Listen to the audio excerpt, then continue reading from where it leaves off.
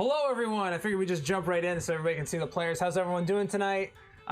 Thanks for sticking around. Thanks for coming up for today's live stream game. So, a couple little announcements before we get started. As always, there will be a dice giveaway at the break, so make sure you stick around for that so you can get the secret code for your chance to win, which we'll have you guys throw it on the chat when we get to there. We'll give you all the instructions and stuff like that as we get closer to the actual time.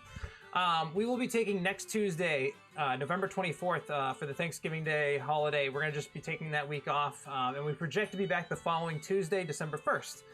I say project, as some of you in the community may or may not know, my wife and I are actually welcoming our first child. It's going to be a baby boy being added to our family whenever he decides to join us, but it's supposed to be sometime in December, so make sure you stay tuned into the Twitters and the Instagrams for all the updates on that, because it's going to be happening kind of probably at the last minute, so depending on what day it is, you'll find out. But we'll keep you updated so that way you know when that happens, and we'll probably go on a little bit of a hiatus while I figure out how being a father works, and then we'll come back. So that's exciting. Moving on to merch. We have a new design in our merch store. Make sure you check out Dale and Timmick's Bag of Holding panel down below. There's a new Age Like Wine merchandise line. Which you probably know what Age Like Wine is referring to if you're a fan of the game here. So supply is limited, so make sure you get some of those t-shirts and those hoodies right now. One more merch update. There is another panel for the Christmas bundle. You can get just literally ugly Christmas sweater, blue collar DM style stuff. So there's a mug and there's a hoodie. It'll be here for the holiday season, and only for the holiday season, and then supplies are limited on that because it's only going to be around for a small amount of time. So if you want that, make sure you go check it out for any of your super fans that you have in your family. Through the use of channel points and bits, as always, you can have an impact on our dice in real time. Check out the parameters below for that. There's also still some secret tier bonuses that haven't been unlocked yet, so if you guys want to try that out. We also got brand new emotes that you guys can try out if you're a subscriber of the channel. I'm still working on a way to give you guys the ability to actually use, I think we just need more subscribers in order to just get more channel emotes, period. But right now we have our crit, nat 1, and hype available for people at tier 1, 2, and 3 level subscribers, which I'll put in the chat right there so you guys can see them. They're pretty cool. I think they work a little bit better than what we had before, but just something new we've been trying out. And with that, Ashley, do you have any announcements tonight? Vampire the Masquerade, Icewind Dale. Yeah, Vampire the Masquerade, Icewind Dale, all that cool stuff. So are you sure you want to do that? It's doing a lot of cool stuff. Yes, I'm not repeating all that over again. No, I know. So, Ben, any announcements from you? I'm still alive. Yeah, we're alive. That's things have been crazy at real life work, so nothing much going on in the YouTube sphere. I did get Tasha's, so if I can eke out some time over the holiday week, maybe I'll put a review together or something just so I can put something up on YouTube. Yeah, that sounds good. Keep it up. If you haven't ordered Tasha's Cauldron of Everything, there is actually a panel. There should be a panel down below, if I'm not mistaken, for that. So you guys can check that out. I will double check that here in a second before we get started. Last we left off, our adventurers, colloquially known as the Teeth of Nulgrim, have been waging a war on behalf of the Dukedom of Nulgrim against Duergar Army Incursion, presumably from the Underdark. Through many tough battles and difficult situations and decisions, our party eventually made their way to the Witchworm Tomb, a location you learned about via Juliet's patron. May be home to some sort of mechanism or portal. You're not really sure, that is allowing the Duergar to fortify their army in some way. Thanks to a diversion created by units led by Captain Reichel, the Teeth of Nulgrim, your group, were able to enter the Witchworm Tomb, presumably with Captain Reichel probably standing in his last battle. After a few encounters with some Duergar and finding the Gravekeeper's study, the party was able to find their way into a hidden passageway within the tomb and made their way deeper into the catacombs and caves of this tomb. After much exploration, you find yourselves entering an extremely dark chamber. You hear the rattling of chains further in the room, and it's eerily quiet other than these just kind of rattling chains that you guys hear in here. Upon lighting a torch, you're able to see a large, floating, leathery-looking creature with one large central eye and 6 eye stalks amidst a number of other floating tentacles in the space, all connected to this chain. And with that, I would like everyone to roll initiative. So... Oh, shit. Mm-hmm. Jumping right into it. Big boy ain't even going to try and do tuggy Nope. tug. Ooh. Big boy is not even going to try. We'll add you guys all to the combat tracker. Of course, I rolled like that. Yeah! I rolled marginally. Wow, everyone's rolling terribly, including the creature. Check this out. There you go. Of course, more Haran gets the top. Oh yeah, watch this. Top rope. And then Timic.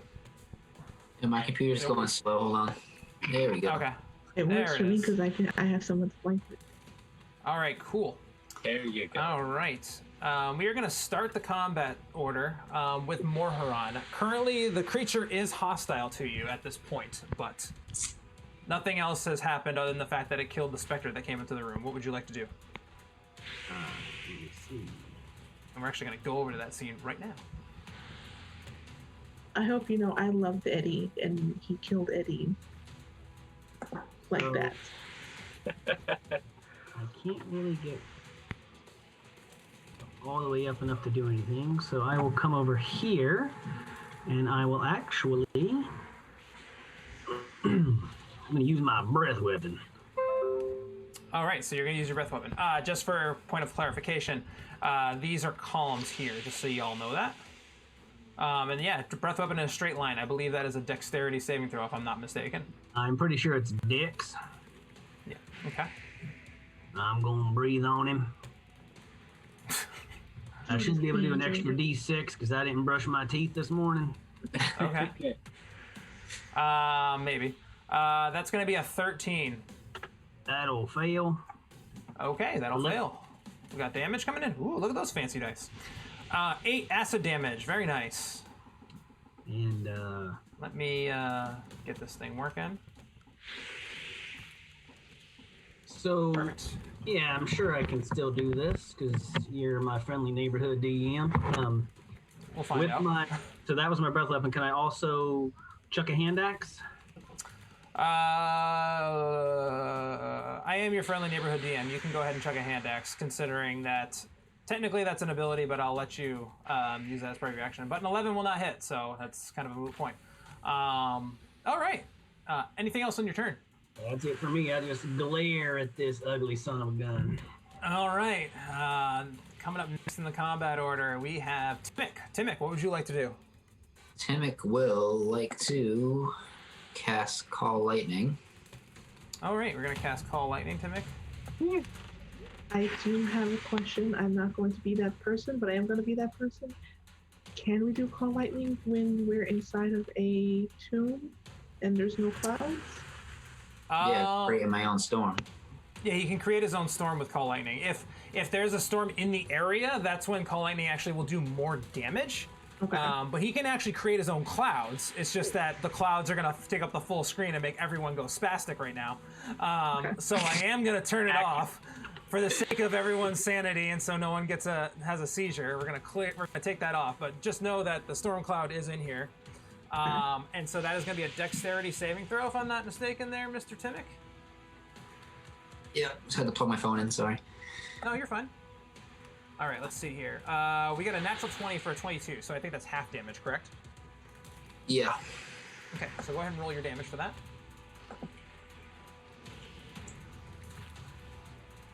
Ooh, nice 17 halved. That's going to bring us to 8. Actually, no, hold on. 8. Yeah, 8. So 8 points of damage. All right. Next up, move, and then anything else in your turn, sir. I'll just bonus action Shillelagh. Bonus action Shillelagh. All right, Shillelagh is up. I will denote that. I have not figured out your macro, and I apologize. I will learn that at some point in my life, but I just do not have it yet. next up, breaking the tiebreaker between Shirley and the creature is the creature. The creature connected to this chain. It appears that this chain allows it to freely, based on your just general observations, it'll allow it to go in freely in this room. You actually do see an actual doorway over here to some other place, but you came in through some sort of hidden passageway over on this side. This creature, looking at you all, decides that it's going to use a few of its eye rays. So first one's going to go after is going to be Morharon, because he was the first one that actually did anything to him, so we're going to roll for that. Okay. Morharon, I need a strength saving throw, please. Strength probably means this doesn't affect it, but I can't be charmed, frightened, or possessed by this guy. Good to know. Unfortunately, no, that does not matter for this one, so I will need a dexterity saving throw. Or, sorry, a strength saving throw. Strength saving throw, you got it. There she Yes, is. sir. And that is going to be a fail. So you are pushed 15 feet back, which 15 feet is just basically all the way there. For the next turn, your speed is going to be halved. So just think of it as you have your rough terrain for the next turn. The creature is then going to... it's going to drift over here. Oh, apparently I've got more than one person. There we go. It's going to drift over here, and it's going to use its one of its other eye rays. I need a Constitution saving throw from you. Oh. Morharon. Okay. Still you, Morharon. He's coming for you in a sec. Don't worry, Timmy. He's got room for you. Constitution saving throw, 15. Yep, that's enough. So half damage.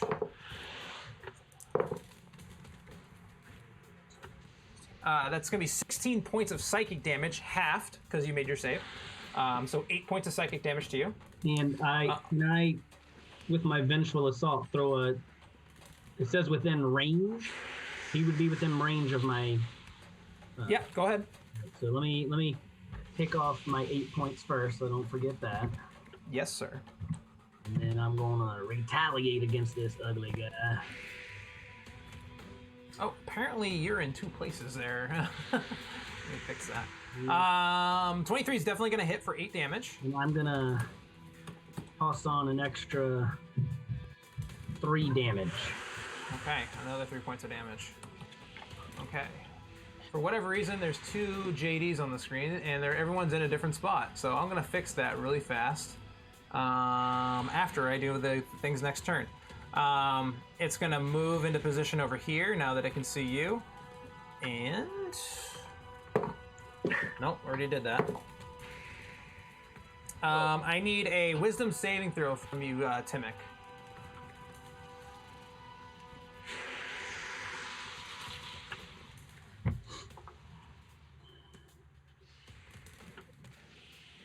Should be coming. It's coming. There you go. It's on its way. Hey. You are asleep. And you remain unconscious for 1 minute. So I'm just going to use... There it is, sleep. So you are asleep for the next minute, unless something does damage to you or another creature comes over to you and wakes you up with an action. Ending its turn brings us to Shirley. All right, so I will look over and see Timic just like... I would go over there and just like kind of like give him like one of those like flicks behind the ear, like now's not the time to be sleeping. And then as a bonus action, I will inspire Juliet, cut this thing up. All right. You got it, sir. Okay. So I'm gonna run over here. Okay. Before you do that, Juliet, Ben, what was your action again? Just so you can, for my purposes, for... To wake Timic up. Okay. Thank you, buddy. I'm trying to move cameras around at the same time and manage it all, so it's Yeah. getting very interesting over on my side of the screen. I have a question. Is Call Lightning still up, or did that go away? It's not. Concentration drops with sleep.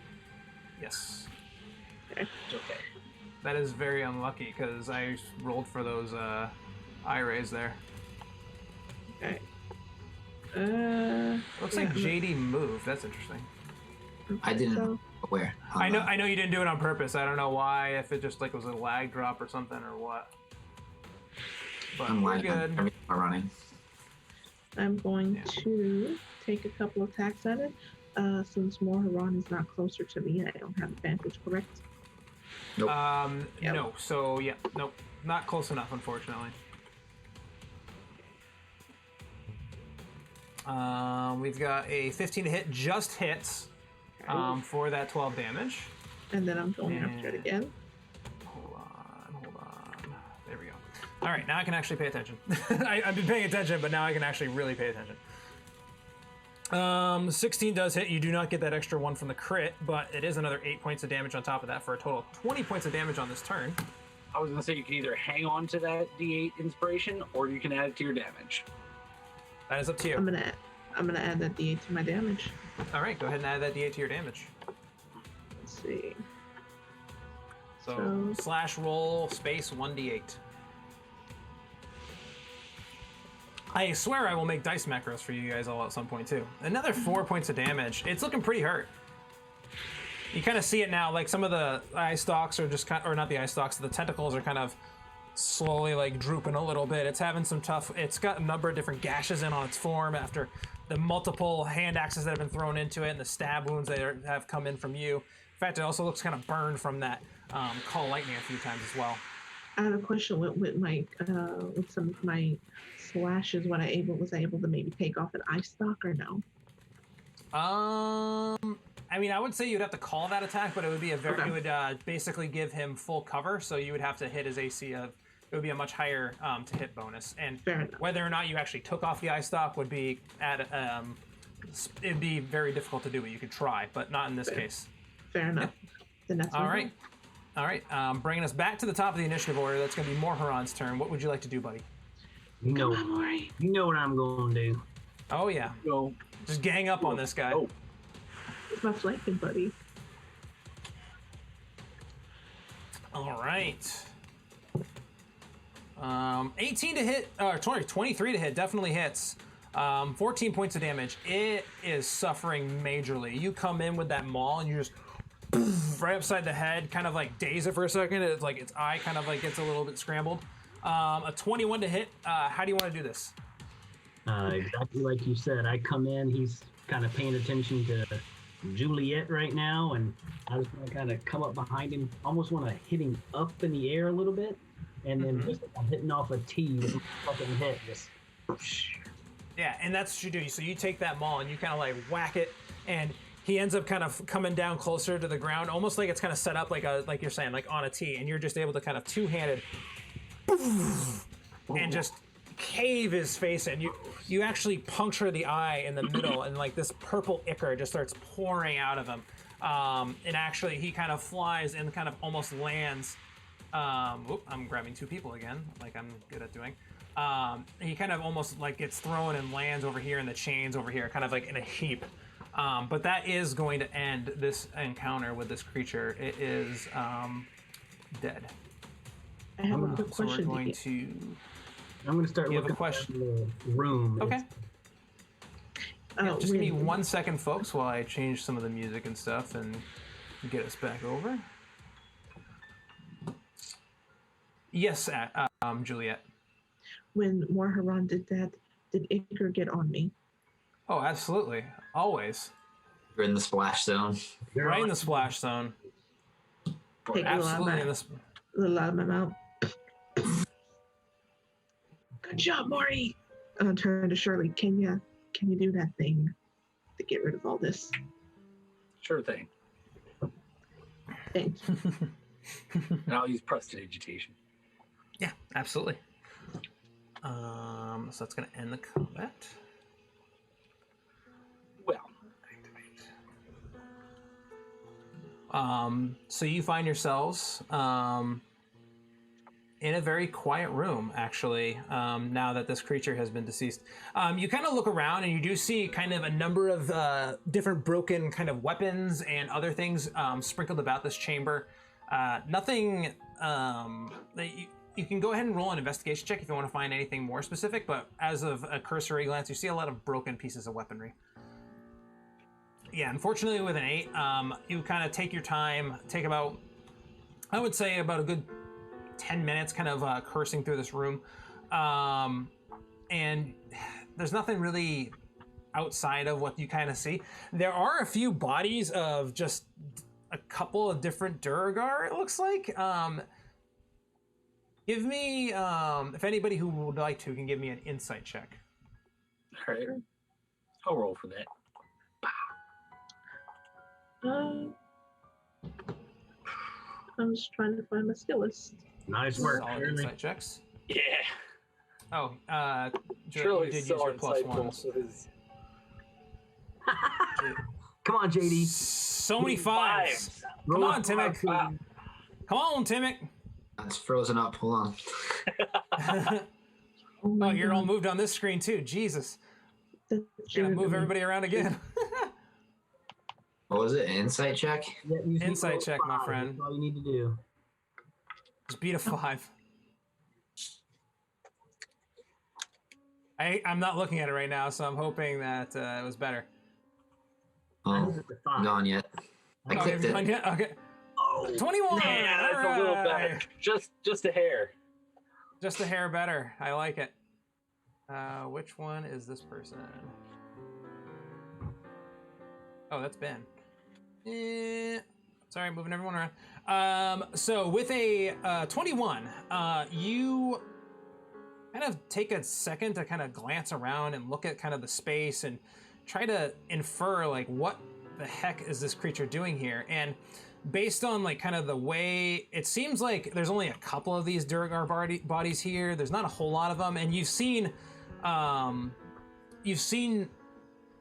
it's one of two things. Either this is a chamber that none of them have really bothered to enter after a certain amount of time because either they found this creature and it was pretty dangerous, or this is actually a creature that belongs to the Duergar. It's one or the other. If that really is the case, and based on kind of, you do see some foot traffic around here, it would seem that this is some sort of like guardian pet of the Duergar, although for whatever reason, you notice this throughout the combat, it was pretty feral. It seemed that, Juliet, with your background, you know that a lot of these kinds of creatures are normally more intelligent and kind of have their own consciousness about them, and generally speaking, like kind of like don't answer to anyone. For whatever reason, this one was extremely feral and different than what normally you would observe in the Underdark. So that's kind of what you see there. Yeah, and I would just relay this information to the group, of course. Absolutely. Well, maybe we should go check out that door over there. Let's go. Yep. So you have two ways out of here, just so you guys know. There is a doorway straight ahead. There is also another kind of like passageway to the southern part of the map that you all saw. For your purposes, players, I'll show it to you all. But once I can put you guys back on that screen. Basically, there is another passageway to the south that you could choose to use as well. Does one of them look a bit more traveled than the other? It would appear that they are both. It seems like there's travel between those two particular points. It's not like it's one door is used heavily more than the other. I guess the best way to put it. It looks like they're used an equal amount. I guess the best way to put it. I'll head over to the one on the far side and just take a listen, see if I can hear anything on the other side of it. Okay. Go ahead and give me a perception check.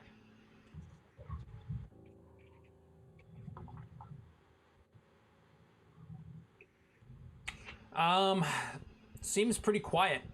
Even with a natural 1, you do hear the sounds of what appears to be almost like moving water, you think. But other than that, nothing really catches your interest. It doesn't sound like anything's really. Doesn't sound like there's movement other than just flowing water. So, are there actual doors on both of them, or are they just both doorways? So there's a door on this one. This is more of an archway that ends up going south. There's no door. There's just another. There's like an aisle, not an aisle, a hallway that heads down to the south. Okay, then I wanna check out this door over here. That's the one that Morharon just checked. I'll let you make another perception check, but it's gonna be at disadvantage. Oh, I thought he went to the southern one. No. He went to the one. He went to the door. Well, then yeah, I'll just open it if he doesn't hear anything behind it, because I want to see what's Yeah, sure. So you open the door. You see what appears to be kind of, as you walk in, the rock. You see an empty chamber. You see a set of stairs at the far end of the chamber, but in this chamber, it's very naturally occurring rock, but it's a little bit different. It's almost like darker, almost shades of red and black. And in the middle of the room, you see kind of two flows of fluid kind of running through down the middle of it, and a little like almost like makeshift like hewn bridge that crosses it. These two flows, one of them appears to be some sort of green fluid that's kind of flowing down, and the other one appears to be lava. And they're kind of almost combining and coalescing into one major stream that then flows out down to a, I wouldn't say a waterfall, but into like a set of rock that is you can't pass through unless you try to dive through the lava, basically, and that's But basically, it's kind of like these flows are coming like out of the wall and flowing down into another area. All right, yeah, I just want to do.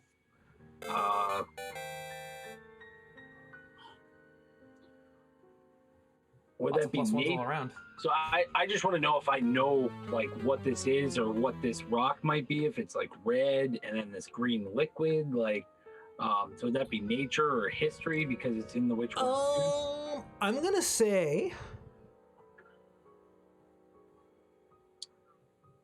just give me a general intelligence check, but the DC is gonna be it's gonna what you gain out of it's gonna be dependent on what you hit. There's gonna be certain levels of what you get out of this depending on what you hit. So just give me a general intelligence check. Well, in that case, I'm gonna go ahead and cast enhance ability on myself. Okay. Because my intelligence is not all that strong. Hey. Okay. And that's why I gave myself advantage. All right. Nice. And with that +1, that gives you a 23 total. If I can get it to toggle. There we go. With that, you notice and you can actually discern this green flow is actually what appears to be some sort of acid that's kind of flowing out of this area. And this kind of like reddish black rock appears to be almost like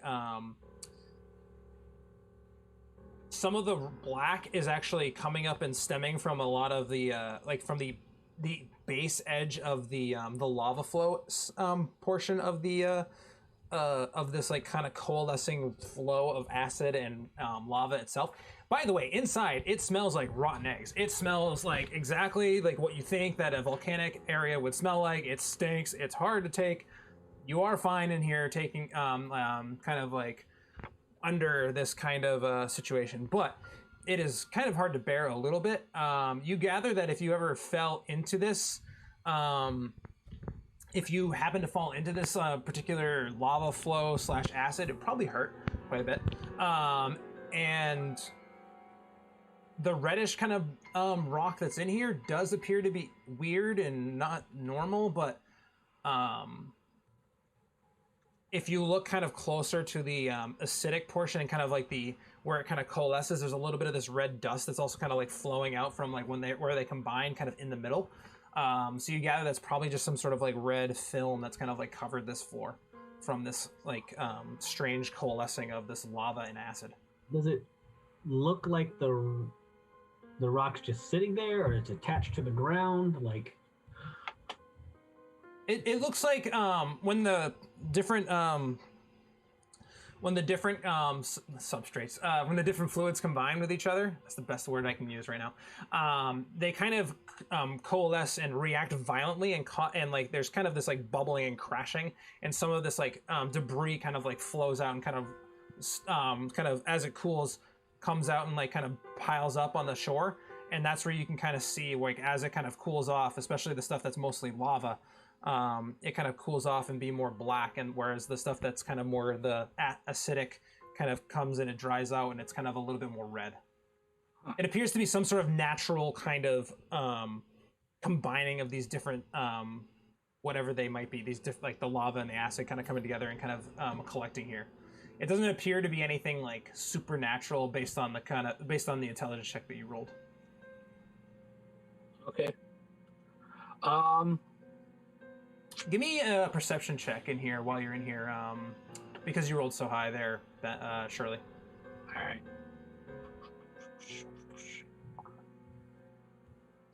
Hey. That's a Shirley roll. That's okay. DC wasn't that high. You actually see kind of at the end, next to the staircase, there's also almost like a chute. And upon closer inspection, you can actually see that there's almost like skid marks where like something has kind of like flowed and like kind of in the direction of like this kind of coalescing and piling up of these two fluids coming together. Even with just the 10, you can basically gather that whoever ends up kind of falling down this chute probably ends up having a bad time. Well, glad we didn't come that way then. Yeah, basically a garbage disposal. Which way you guys want to go? Well, have we checked if this chain is here for any reason? It was attached to the creature. Yeah, I was gonna say, I think that was just there, like, to tie that up. Is it not as long as it is on this picture?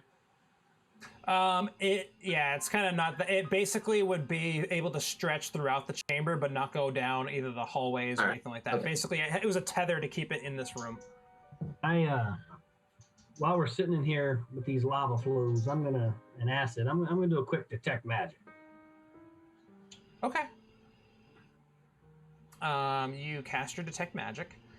Other than the magic items that are on your persons, nothing appears to be magical or distinct of any sort that you're catching on your ping. Excellent. I'm gonna go up to Shirley. Just check on. What are you guys doing? Should we maybe short rest? Timmy, give me a perception check, because you're one of the few people that's left behind. Okay, with a 14, you actually begin to hear footsteps coming down the hallway to the south. Just.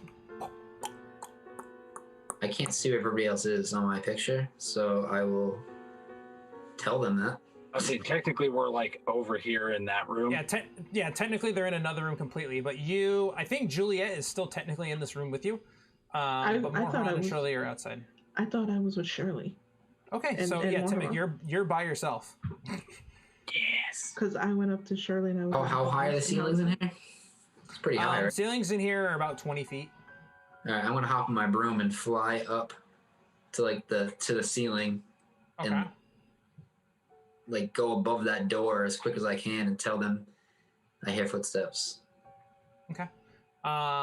You were able to do that. And so you guys see Timmy kind of fly through this like kind of like in through the doorway and kind of fly up and be like, "Hey," and like explains that to you. Okay, let's hide. Let's leave. Let's do something. Yeah, I get behind get behind a pillar and get ready. Same. Okay. I'm ready in action in case something comes by me. Okay. I'll have everybody just roll a stealth check. I'm gonna stay in that other room. Okay. So I'll roll. So Shirley, are you entering this other room to hide, or are you? Yeah, where the chain is. Basically, I'm gonna hide behind like that first pillar there. Okay. All right, so Morharon, I don't need a stealth check from you. Okay. If you're gonna stay in the other room. Let me ask you Juliet, something, Shirley. Oh, are you not Shirley? Morharon, I'm sorry. Are you looking to fight whatever this is? It depends on what it is. I want to take a look. See, I'm kind of hard to miss, so I'd hate to blow anything up if I'm looking big and dumb in the corner. Well, if you're not gonna look big and dumb in the corner, then I'm not gonna look small and dumb in the corner. I'll stand with Maury. Okay. So as the you hit the footsteps come closer.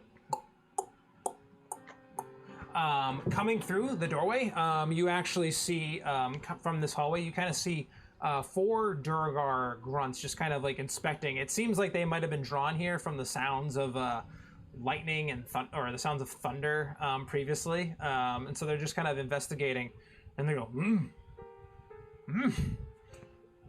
and unless you have your helm of comprehend languages on, Shirley, you can't understand what they're saying. Always have it on, right? It's a weird helmet, right? You always have that on. I mean, but I wasn't wearing one before, and now I got a helmet. Like, I'm gonna wear that. I don't want to get brain. All right. You kind of see like.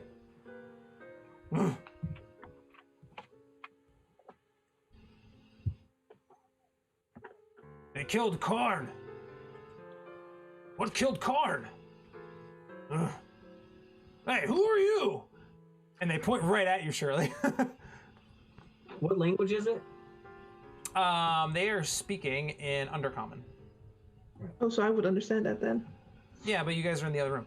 Yeah. Okay. That's right. Unfortunately. I assume that from 30 feet away I can hear them talking. Well, Yeah, I don't. so you would hear it. Yeah, sure. You would hear it from. You would be about 30 feet away. Yeah, so you could hear it. I don't speak Undercommon, even though I understand what they're saying. I'm gonna speak Undercommon. I was gonna say, I'm the guy whose family tomb you're ransacking, and then I'm gonna cast Bane on them. And I'm gonna yell out, "We're the ones who killed Karn!"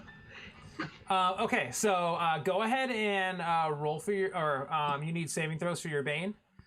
Yeah, and you said there's 4 of them? Yeah, there's 4 of them, so I will roll for the Bane, but then if that's the case and we're gonna end up fighting here, I will start another initiative tracker, but I'm not gonna have you guys, I'm not gonna bring over a map or anything like that, so. Gotcha. Just give me 1 second. Yeah. Where are you? Because I mean, why would we not fight? Ignore what I'm putting on the map because this is just so that way I can have a combat tracker. All right, go ahead and roll initiative, everyone.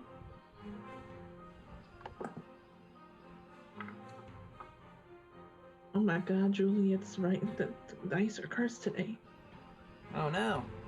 All right, at the top of the initiative order, Timmick, you are in the room currently with everyone on your broom, kind of hovering.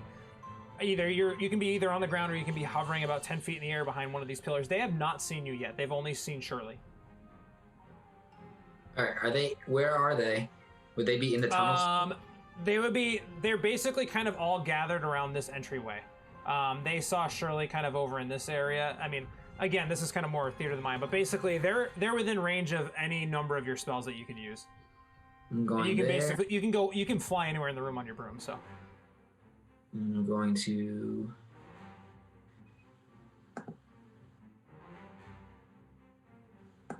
cast Thunderwave. Okay. And you need working. saving throws from them. I don't know. Hold on, it's not working.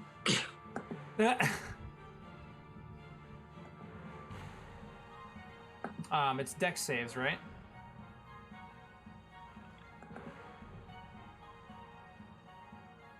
Oops, not ability check. So they're all like in this corner? Yeah, there's all 4 of them are down there. Yep. Okay. This is just really laggy for me tonight. Yeah, I know. It is what it is sometimes. Constitution saving throw. Oh, Constitution saving throws. Okay. All right. Saving throw.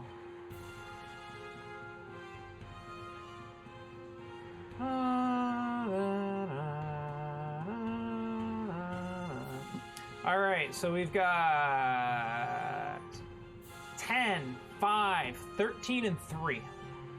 I believe, yeah, they all fail. Okay, they all fail. Yeah. All right, go ahead and roll your damage. It's making me cast it again, and I'm not casting it. Yeah, just yeah, just type it out. I have to fix. There's something going on with the spell imports and stuff like that right now. So 7 points of damage. That is actually enough. As you kind of come in and you just kind of plant your staff down or even you just kind of point your staff down if you're floating here on your broom, and you just see this echoing. Everybody sees it. Just echoing thunder wave just blast out, and these guys just and they all just kind of like you almost like see their like eyes like they don't pop, but you almost see like their eardrums kind of all simultaneously like kind of like almost like they go mind blank, and they're all dead. All right. Juliet, why don't you go grab us a few more heads? I'll just keep clearing the rooms As for you it. wish. Okay. And then I want to come in, since my detect magic is still up, and just glance around this room real quick too. Inside this room, with the detect magic on, you get a small bit of abjuration magic kind of around the chain of this what is colloquially known as a goth in Juliet's kind of society and knowledge. It appears to be some sort of magically attuned kind of like almost like manacle that kind of like holds it together. Other than that, that's the only thing that kind of pings. I'm gonna take their heads off. Okay. You can keep track of the 4 Duergar heads that you just collected. I don't know if you want me to roll. All right.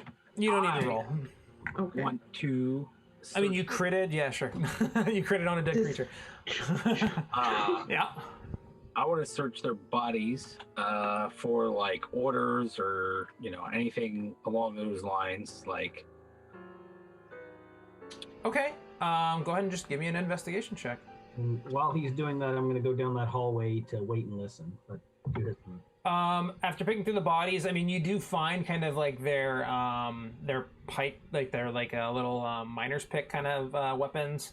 You find like a couple copper pieces on them, but nothing really all that exciting. Generally speaking, it doesn't appear they have like necessarily orders on them. It just appears that they were just some kind of patrol that heard you all and just kind of made their way down here. I'm gonna do something real quick before, as I see kind of Shirley looking through, and I just got them from cutting the head. I'm going to take a look at it, look at Shirley, and I'm gonna say, "Think fast," and I'm gonna throw the head at him. It's that. Oh man. Okay. Shirley, do you catch it? I'm gonna try. All right. Go ahead and give me an initiative roll. Or just a regular dexterity check. It's the same thing.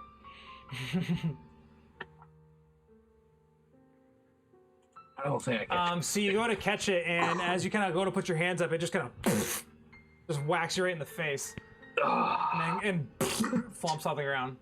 I kill over laughing. Your face! It was great!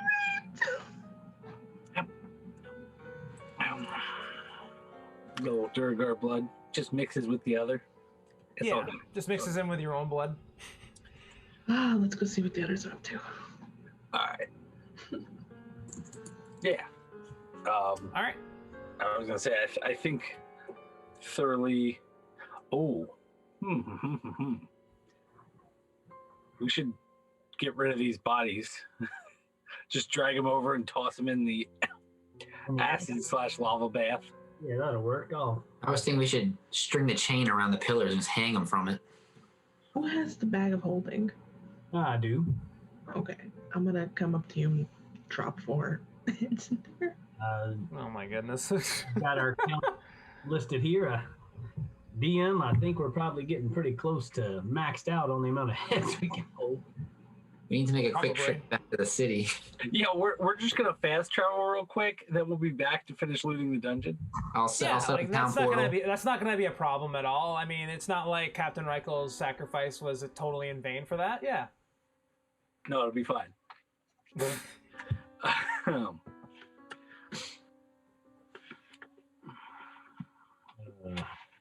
How many heads do we have? I was gonna say We've got 35. enough to make a scene. Let's put it that way. What are they going for? 25 each? So when we get to the place, we're just That's the gonna plan. empty it out. Like, Well, you don't- this bag currently contains 8 gallons of old milk, 35 heads, and I'll a drink some of that milk. press.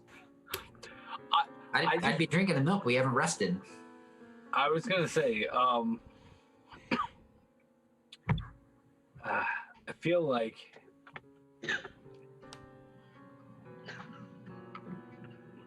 this isn't really a good place. Let's move on a little bit, since we're all fairly healthy at this point. See if we can't find a better place to hold up for a short rest. So I think, unless we're gonna go back up, the only other way to go is south. I could use a long rest. Well, Spell resources.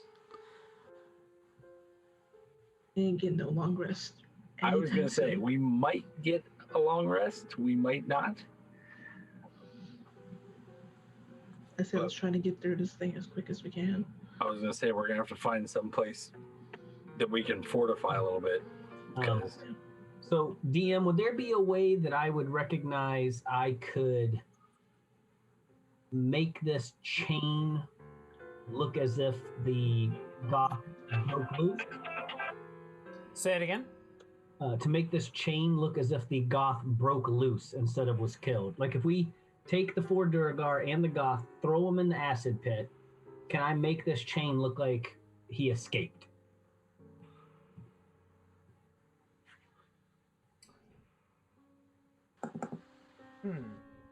so you want to like stage? I'm gonna say yes. It is going to require a check. Mhm. Go ahead. I want a combination of a strength athletics check, and a charisma deception check. All I right. can help with the deception. I mean, or the Absolutely athletic. But You can pick one or the other, surely, not both. okay. Yeah, I'll assist with the deception. Okay. The next, so the deception check, Morharon, you can make it advantage. Okay. Luckily, you are able, after a little bit of time working with Shirley, you are able to kind of pry this this mechanism open. It takes a while, and I mean, even with the 11, you are able to succeed. It just takes a little bit longer than you would have if you rolled a little bit higher, but you are able to do that. You actually, it's a 12 because of your +1, so got to remember to toggle those. Thank you, everybody. And then with that 15 deception check, you are able to stage what appears to be, you kind of scruffle up a little bit, you kind of take some of the Duergar blood before you throw it in the acid pit, and you just kind of like slosh it around a little bit. You take some of the ichor from the creature, and you kind of like put it on an axe head and kind of throw that down. You do a pretty good job staging, like there was some sort of tussle, like there was. But you're able to make it kind of look like you use like one of the miner's picks that the Duergar have to kind of make it kind of work that way and make it look good. As doing it, I would talk to Shirley, and you think maybe if we left a couple of these headless Duergar here too, it might help our case, make it look like Yeah, like he chomped their heads off or something. that was the battle between these guys and they escaped. Heck yeah. All right, so we'll take the goth and a couple of these Duergar, throw them in the acid, but leave this scene the way it looks, and maybe we can get ourselves a rest in this acid room while we figure things out. Sounds good. Smells nice in here. I was gonna say, and it does have a door that we can shut, so that'll give us a little warning. Are we taking a short rest or a long rest? It's a nice room to drink some milk in. Especially some old milk out of a sack. I'll get you some milk out of the sack, buddy. Here it is. Oh.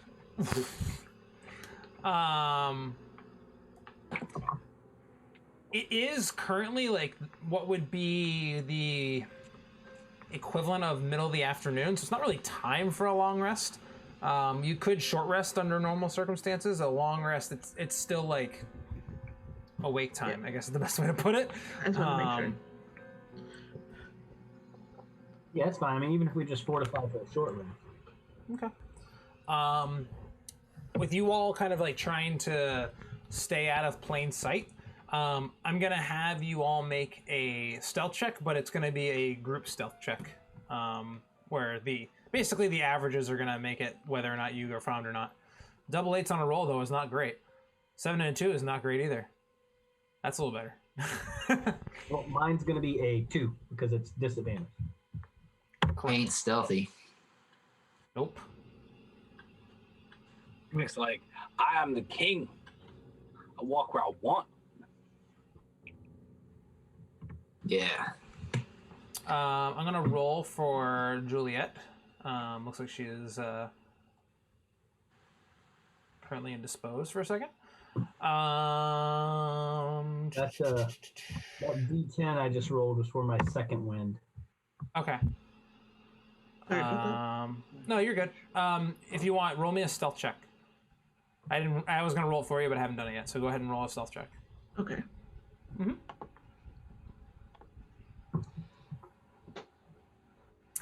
Solid rolls, guys. These are great. So Shirley, that's a +1 for 19. Timic, that is a 10. And then we got a 2 and a 6. Solid rolls, everyone. I don't see a problem here. I was going to say, can I use inspiration to assist one of those?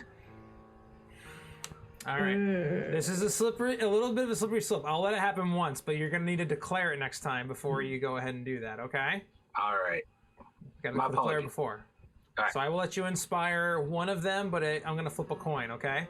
Okay, sounds good. So I'm going to roll 1 through 2 is going to be Morharon. 3 through 4 is going to be Juliet. You inspired Morharon. All right. Right. So you roll a d8 and just add it to your... All right. Well, let's hope I get an 8. Hey, that's all right. That's better. Let me think. Yeah. So thankfully, because of Shirley's inspiration and because he rolled so high, he buoyed the results just a little bit. And as you all kind of like hunker down in this area, you find like a nice small little kind of alcove to kind of hide in. You do see a couple of just Duergar grunts that you kind of saw before, kind of like walk back and forth, kind of meandering their way, being very careful as they kind of ascend the steps, being sure not to trigger some sort of mechanism, it appears. And they kind of they at first kind of like come walking around, they like survey this area, and they kind of like hurriedly kind of rush up, still being careful, go up the steps. It appears that they found whatever you staged, and are trying to figure out what happened here. But because of that distraction, in addition to Shirley kind of being able to kind of position y'all in a little bit better way and kind of keep you guys quiet, Morharon, you fart, but he kind of like also like makes a noise to make them like, and throws his voice down the hallway so they don't realize it's you. You're able to kind of stay hidden just enough to avoid detection. So we can roll hit points? And you all do get the benefit of a short rest, so you can roll your hit dice. Those of you with short rest recharge on your spells, like your warlocks and stuff, do get your spells back.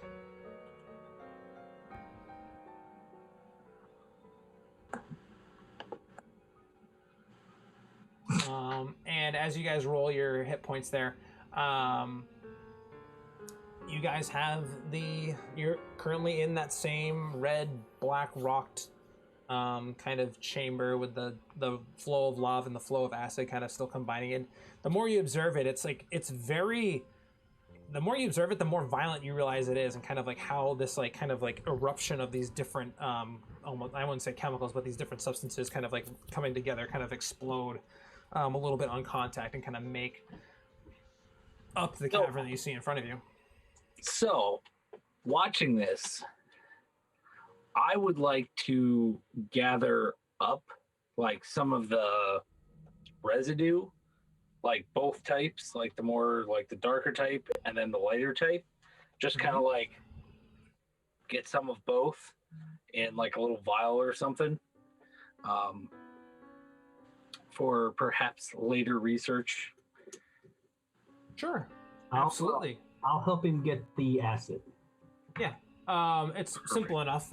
You guys find a good time to do so, obviously with like the Duergar kind of a little bit on high alert, and you are able to kind of gather up some of the substances that are there, and you're able to kind of bottle them up and kind of take them with you. Absolutely. All right. Awesome. So you can write. I would say you probably get a maximum of like, without getting your hands stung, you could get one of each. If you wanted to get a little bit more, I'm gonna need a check. Yeah, I think like because let's be honest, Shirley slept through a lot of Arcana class, so he's like, somebody might find this interesting. Like, I like watching it explode, so somebody who's smart might like doing something with it too. Would I know that I can do anything with acid in a vial? I mean, you're not stupid by any means. Like, you know that like acid, if you threw it at somebody and it burned them, it would hurt for sure. As far as like kind of coming up with something to make it more like a dousing on a weapon or something like that, it would be more, especially with acid, you would have to find a mechanism of delivering it as opposed to just dousing it. Like poison would work to like put it on the tip of a weapon or something like that, because it's not like the poison's going to degrade the weapon. If you threw acid on it, you probably would do some damage to the weapon, and you would know this. So if you wanted to do something like that, you'd have to find some mechanism to kind of transport it and be able to kind of like have whatever it is like kind of engage when it hits its target, as opposed to just rubbing it on something. I kind of just want to go to each one of them and kind of just check up on them and see how they're doing. Go ahead. Gonna go up to Morharon. Mori, how you feeling? I know you've seen those things. Just want to check in on you. Mental check. Yeah, I mean, I'm doing all right. There's a lot of dead uglies around here, so I'm doing real good. I assume the further we get along in here, the more nasty things will get, but I'm doing all right for right now. How about you? I've never been better. I know probably a bit off-putting that these things are here looking for you, but I'm always gonna be right there beside you, so no need to worry, little lady. No, don't worry. I know you got my back. I'm just worried, just a little worried about you. I know how you were in the forest when you seen these things, and I just don't want to. I don't want to lose you. You know, up here. You know, I gotta say, it's a bit cathartic, smashing these things into pieces. So, at first, it was a bit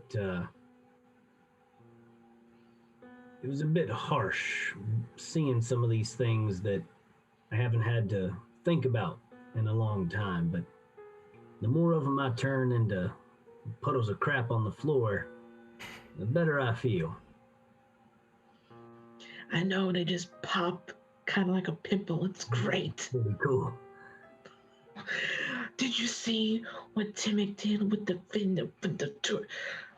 Don't tell him I said this, and I look behind him. I look behind me so that way I don't see Timmick. It was pretty cool. It's like smashing a sack of farts. No. I don't know what that means, but yeah. I just wanted to check on you. Just like I said, just got worried. Well, I definitely appreciate it. I hug him, go over to Shirley, check on him. How you doing there, big guy? I'm doing all right. I'll be better when we find wherever this mechanism or machine is or whatever, and we smash it. I agree. But for now, this is what I know. This is what I'm good at. So, thank you. You want to talk about that scene back there where you kind of just like, I don't know the proper word to use. For some reason, this idea of something called a Hulk is coming into my mind. You kind of just like hulked out. So there is a sort of tradition with us Northmen having what we call berserker rage, and it's not something I've ever tapped into before or trained how to do, or certainly it's not one of those runs in the family type deals. Just I think seeing these creatures defiling this tomb that's it's laid here undisturbed for thousands of years, and then they're going to come along and just not only are they using it to invade our homes, now they're going to desecrate these heroes that have laid here for centuries. It just goes against everything that's right in my mind. So I'm sorry if I concerned anyone. I'll try and keep it under control, but it's a documented thing, and it usually works out for the best. I'm going to reach up. I'm going to like grab your mouth, and I'm not going to go. I'm just going to go. No, don't stop that. If anything, keep doing that, because that was amazing, and you're amazing, and you need to continue doing that. And then she let go. Will do. I'll walk away from Shirley. I just look at Timmick and I kind of push him. And I walk away from him. He's like they're like got like a mushroom or something. She's just like, okay.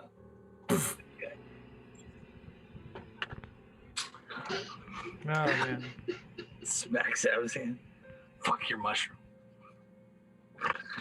Yeah, buddy. If he really did have a mushroom, I'll go into my bag. I'll go back and I'll hand him one. I can produce my own mushrooms. Well, I gave you a mushroom. I don't need your mushrooms. Well, here's my mushroom. You can't see the spores circling around me? I don't need your mushrooms. Okay then, give me my mushroom back. I never took it. I just threw the mushroom at you. Is this some kind of euphemism I don't know about? I'm not sure. Oh, Warlord, give me some more milk. mushroom. You got it, buddy. Oh man. Big old scoop of chunky milk. It's getting there. Yeah. It's getting good.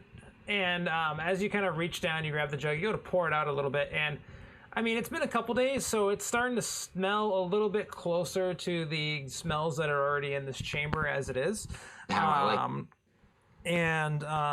a little bit thick. It's a little frothy there, Timmick, as it kind of goes down. Go ahead and give me a Constitution save. At advantage. Yeah, not a problem. You take it down. Tastes pretty good. You guys want some? It's getting there. You aren't disgusting. I think it's going to be a proper right vintage. This is good stuff. All right. Shirley's seen him do this a couple of times, and he's curious. He's like, I think the same thing.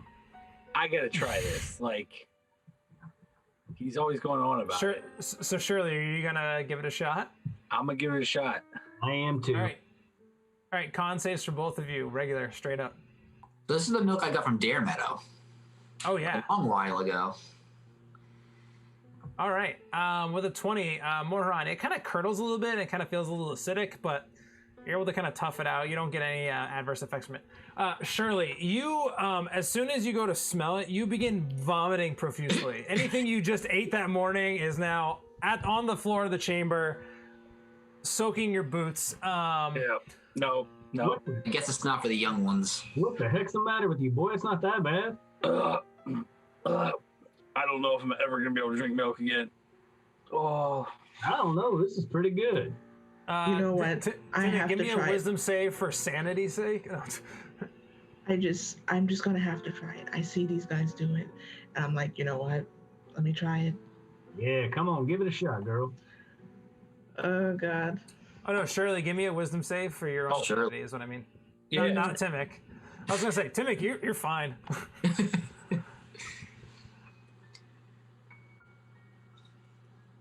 You have a pretty good feeling there, Shirley, that drinking your next glass of milk is probably not going to go down the way you normally feel, but you're going to be able to stick through it. You're not going to all of a sudden be averse to it.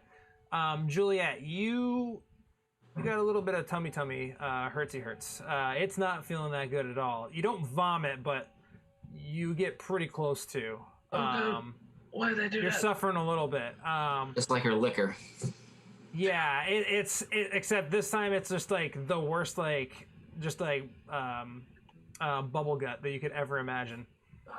Is there anything you drink that stays down, girl? Oh no! I should have not done that. Maury, I immediately regret my decisions. Yeah, he just, how? How do you Every do it? time just throws it right back. Right? How does he fucking do that shit? Oh God. That's not fair. He's so small. How is he so powerful? Phenomenal cosmic power. Itty bitty little living space. It's actually all the bird, honestly. All right, guys, what are you doing? All right, now that we've all tasted Timic's milk, Wait. That's not what I did. Wait. Words of choice? Anyway, what were I you gonna chose my say? words. Let's you guys want to go check out that southern path? Yeah, let's do that. Go, guys. All right. All right, so you all begin to kind of travel down that southern pathway. As you traverse down, you start to see some more of this kind of man-made chambers again, with similar kind of similar motifs and braziers filled with flame that are kind of like dotting the corridors. Again, with some more depictions of the different kind of battles and stuff like that you've seen previously. As you continue to kind of move down, you enter into what appears to be some sort of antechamber to something. In front of you, as you begin to walk through, you're greeted with this rather large, you're greeted to this rather large set of steps that kind of ascend upwards. And in front of you, you see this very large depiction of a woman with these giant angelic-like wings kind of flying on the side of her, along with this kind of almost like flaming-looking scimitar that she holds. And with her other hand, she kind of almost points in front of her. And at her feet, you can actually see that there's kind of a large kind of stone doorway that is currently slightly ajar at her feet. In front of her, there's also another rather large brazier that's much bigger and currently has like an everlasting flame flickering out through it. This chamber is still very warm, and in fact, the closer you get, you can actually see that the sword that she has, there's actually the flames that come off of it are almost blue hot dancing around the blade itself. And you can feel the heat in this room just from where you're standing, just seeing her in front of you. Her posture almost appears to be welcoming you into the chamber, as again that like one outstretched hand kind of like is pointing kind of towards the door at her feet. Again, this wingspan is probably about 15 feet wide, and she stands just about as tall as that as well. The kind of chamber that you enter is kind of this big, grand kind of like almost like foyer or like antechamber to something within. I would like Shirley, Morharon, and Timic. Give me religion checks. I will say, Shirley, you can do so at advantage.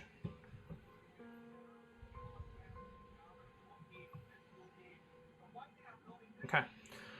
Morharon, you have no idea who this lady is. You have no clue whatsoever what this lady is, just that she has a really cool looking flaming sword. That works on a couple levels. Anyway, Timic and Shirley, you both recognize that this woman is actually the goddess Nereus, who is known as the god of courage and self-sacrifice. She is typically depicted as either a single flaming blue scimitar, or another depiction that you see of her, as far as like holy symbols, is two of those two giant angelic wings, but they kind of like liquid the blue flame is what you usually see as far as the different depictions of her. Again, she is typically known for being the god of courage and self-sacrifice, and she is generally seen as a good god and a good omen. You know, Shirley, because you're from the area as well. She was kind of the herald that a number of folks carried with them in the battles of Witchworm as well.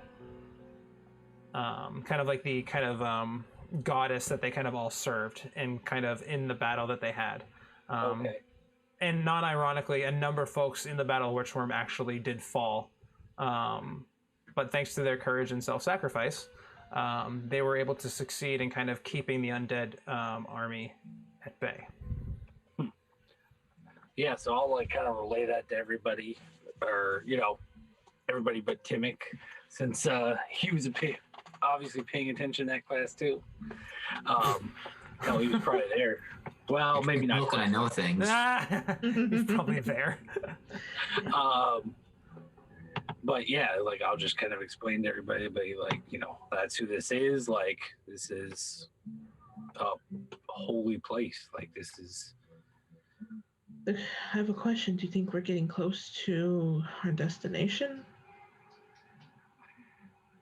She's seen it. What else could it be? I mean, I don't know whatever contraption or contrivance or portal, whatever it is, they had to bring it here or open it here. Like, there's not. I mean, unless there was something here that was, hidden that like they didn't tell, most people about, which is entirely possible with a structure like this. But, this was a memorial for this battle. DM, can I give some type of insight check, perception check, something to see if anything that the patron was talking about is in this area?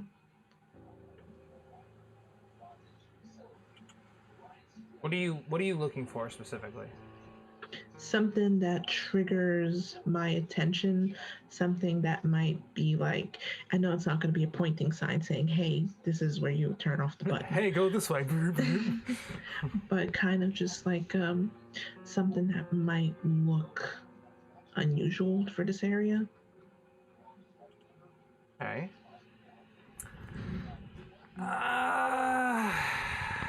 Go ahead and give me a. Yeah, give me an insight check, but the DC is going to be very high, unfortunately, because it's. Yeah, you can give me an insight check, but it's not. What you're asking is very specific, so it's going to be really pretty difficult. Okay. I'll just see what I get and. Whoa! Oh, sorry. I doubled. A lot of crap is what it looks like. Yeah. No. Yeah, no, I mean, everything, other than the fact that there is a continual flame in front of you that is blue, that is coming out from this brazier, and also coming from the tip of the body of this scimitar that she wields. No. Well, okay, so her hand is like pointing at the ground, like between her feet or whatever. Yeah. Is there like a symbol there or a doorway or? There is a doorway. So there's actually a rather large kind of like stone tablet doorway that's slightly ajar, almost like it was like rolled slightly out of the way. You guys ready to go in there? Is that the only doorway in the room? It is the only doorway in the room. Well, I'm definitely ready. It's Right one behind thing to be desecrating tombs, completely another to be desecrating holy sites. Like, I'm about to lose my shit again if we go in here. I turn to Shirley. Hey, we're gonna call that little thing that you do. We're gonna call that hulking out because I like how that sounds. I'm okay with that. So like, can you like hulk out again when we go in here if there's something that we need you to do? Oh yeah, I can do that. Okay. What's the marching order gonna be? I'll go first. Okay. I will be right behind Maury. I'll be right behind her. I guess I'll Okay, go. she can't be behind you and you be behind her at the same time. That's not how it works. Okay, then he'll be She behind said- me. By each. She said she would be behind Maury, and then you're like, I'll be behind her. So I'll be right behind them. Oh, okay. Okay, I'll be behind Shirley then. Just so you guys know, that is technically the doorway itself is like just wide enough for one person to fit through. Yeah. Yeah, that's it. So it's you one all- abreast. Yeah, one of you at a time. So, Shirley, coming into the room, go ahead and give me a perception check. All right. As I go past, like, I'll just whisper like a little blessing prayer type thing or whatever, and touch the door, and then perception. You said? Yep. 12. As you peek your head around the corner, you see the room in front of you open up even more than the antechamber that you were just in. This room is very large. Like, Timic knows the size of the things that I make. It's like airplane hangar large. It is massive in comparison to the chamber you were just in. In front of you, you can actually see a rather large depiction of a statue that you actually recognize from before. It is apparently the same dwarf statue from the first chamber that you met some of the other Duergar grunts in, represented here. Give me a history check. All right. Come on. I know this. Yeah. Super familiar. I inspire you. It doesn't do anything, but I do it anyway. Hold on. Has it been? Yeah, because we took a rest. Never mind. Yeah, you're fine. With a 15, you actually do know who this is. This is actually a man known as the name of Albertos Pehem. He was actually a dwarf, which, yeah, totally sounds like a dwarf name, right? He was a dwarf general for humanity, ironically, during the Black Scourge. You know that he also did fall during this battle. However, it was his last stand against one of the major generals of Wraith Cinder that was able to take him out. That was able to defeat the army, and he was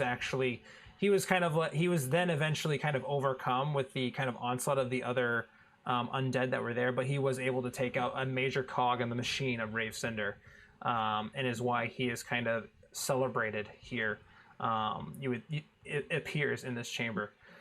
In this chamber, again, you see a number of these golden braziers with the flame kind of licking about. And you see this rather large statue. Again, not as big as the one to nearest in the previous chamber, but still another fairly large one. And you also do see depictions of these kind of like lieutenants that you saw previously. Basically kind of just depictions of basically these folks and presumably the places where they're actually buried. In addition, you see kind of like almost like a shining light coming in from behind this tomb to Albertos. However, also in this room, you see in front of you, let me just pull this up. You see in front of you these different kind of almost like pools of like lava and acid that have kind of almost like erupted up from the ground and have kind of created these like little like pools in like different pockets. You notice that the room in here is also still very warm as well, as it was like in the previous chamber where you saw Nearest. In this room as well, you see a number of Duergar that haven't seen you yet. A number of Duergar kind of milling about, basically kind of like gearing up with a number of different pieces of weaponry and stuff. You also see some Duergar that look like they're outfitted in some sort of almost like mechanical body armor that are kind of like testing it out and trying to figure out how it works and stuff. And in the central part of the chamber, you actually see what appears to be a rather large portal that has been opened with a couple of Duergar holding some sort of concentration, and appearing out of this portal are more Duergar that continue to flow out. Standing at the top, actually at the foot of the tomb to Albertos Perhem, is a Duergar that looks in a much higher station. Someone who appears to have a lot more power and rule and guidance over the others as he's continuing to come forth and throw out orders. It's at this point we're gonna go to break. So the secret code word for tonight is gonna be goth. So that's G-A-U-T-H, not goth as in like goth style. Goth as in the monster that we fought at the beginning, that guy. So make sure you throw goth into the chat for your chance to win the awesome dice. And there was a winner last week, by the way. I didn't announce it on stream, but I DM'd them and everything happened, so don't worry about that. But yeah, goth is the code word tonight, and we will see you after the break to see who wins that dice. So see you soon.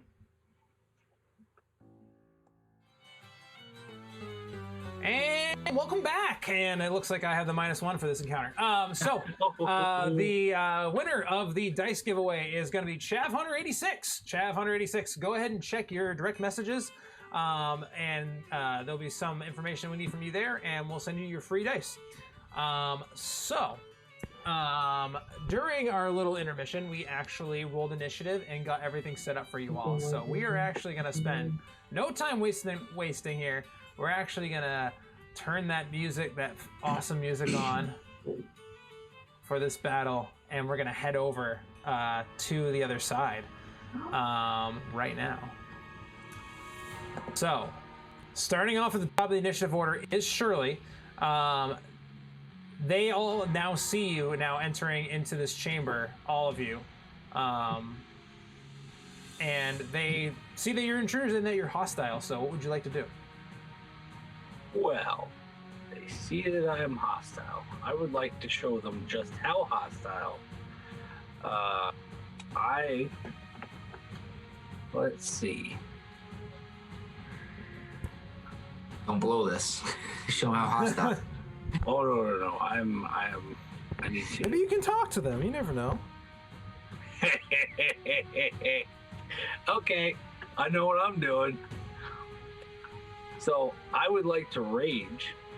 All right, you are raging, hulking out, and then I'm gonna dash right here. Okay. A little mano a mano. Okay. Bonus action. Bring it.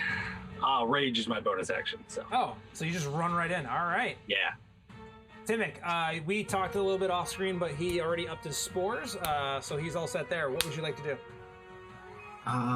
Where am I? I'm way in the back. Great. You all see Dale kind of like spiraling around, going crazy around Timic's form, kind of.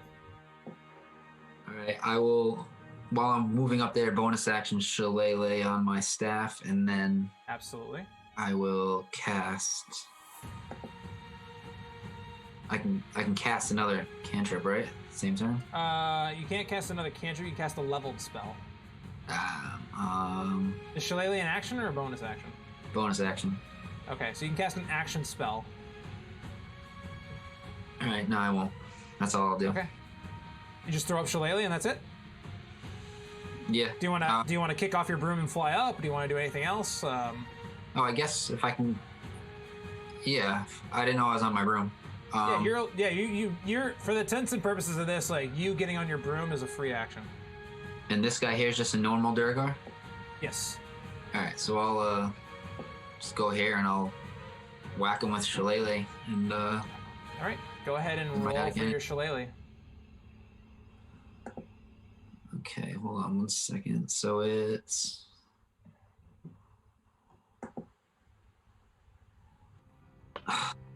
nothing. I know, you have to do it the hard way. It's annoying. I'll figure out the macros so it works right at some point. I have to do a lot of other prep too, so that's the problem. So a 9 to hit. Unfortunately, a 9 does not. Actually, no, it's a 9 plus your proficiency bonus, which is actually mother 3, so that's 12. Still doesn't hit. Okay, so it'll be 1d20 plus 6. All right. Yeah. Just for future reference. Yeah, so All right. you guys have a proficiency bonus of plus 3 right now. So yeah, add that and your wisdom modifier for that. Yep. All right. All right. Ending your turn is going to bring us to, symbiotic entities up, is going to bring us to the Warlord. So before I forget, at initiative count 20, you actually see coming through this portal another Duergar. So he's actually right there. So for the Warlord, Thorac Greybeard. Thorac Greybeard. Mm-hmm. About to be Thorac No Beard. I know it. You see this individual in front of you, and he, for the sake of this, you see him completely decked out in this like purple plate armor with this large shield, and what appears to be a rather large, glowing purple maul that he has in his hand. He's got this like kind of this beard that's almost got this like jeweled braids that kind of come out to the side, and he's got this like very large regalia kind of about him with a large belt buckle, and his eyes are almost like glowing red in front of you. He is going to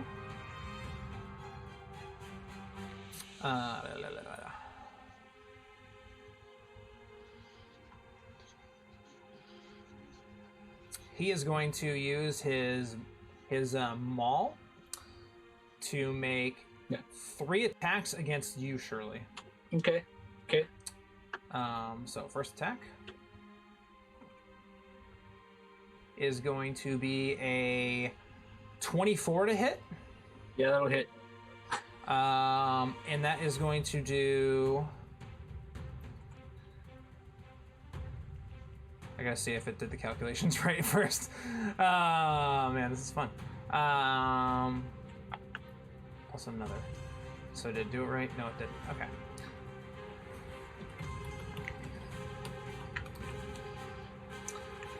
So that is going to do 13 bludgeoning damage.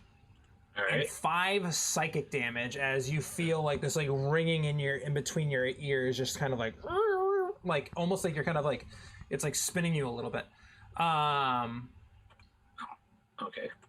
And then here comes the second attack. 6. That is going to be a 15 to hit. That does not hit.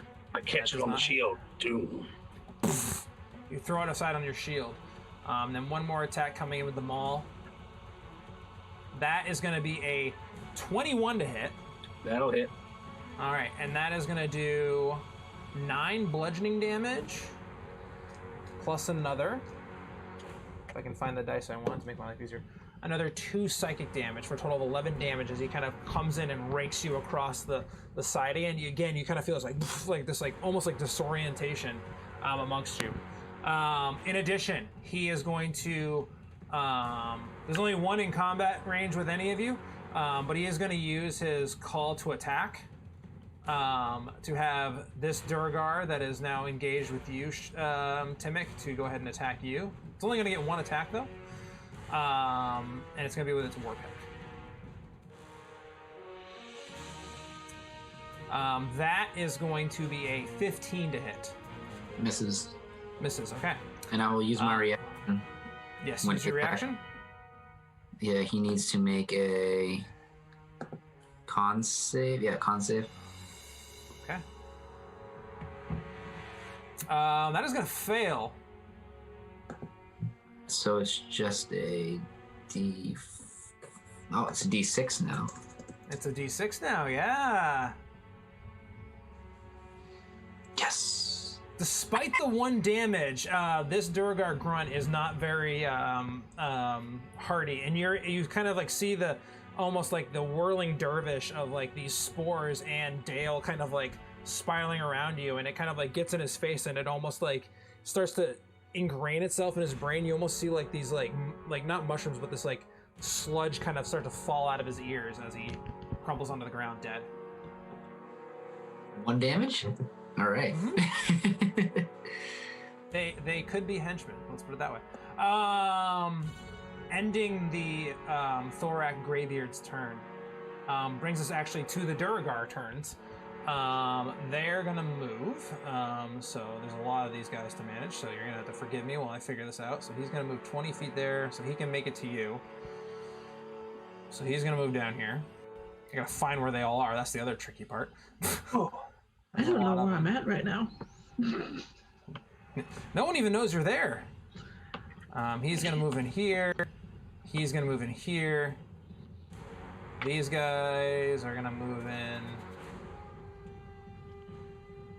here.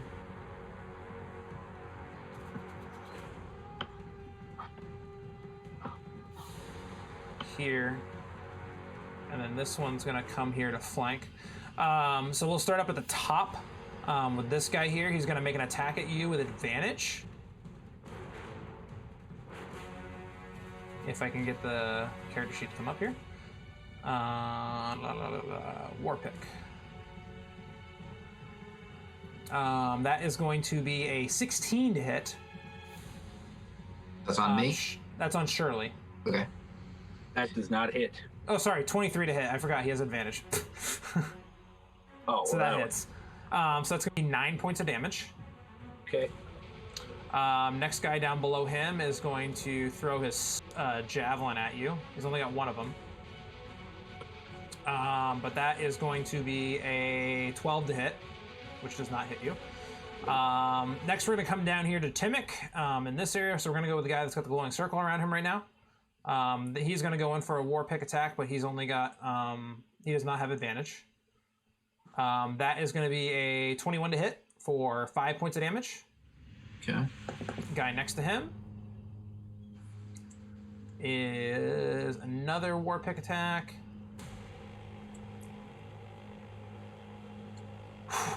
Rolled an 8 and a natural 20, so 8 to hit, so that does not hit. And then you got a couple of javelin attacks coming at one at actually, can this javelin actually get there? Yeah, one of them's coming at you, Morharon, and then actually no, both javelin attacks are coming at you, Morharon.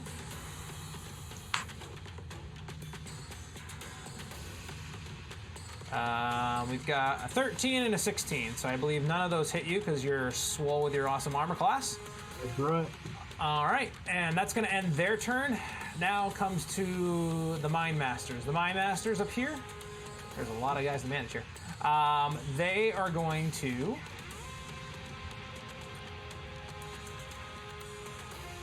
use their mind mastery.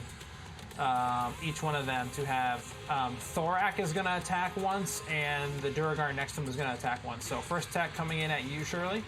All right. Is going to be at advantage with the maul.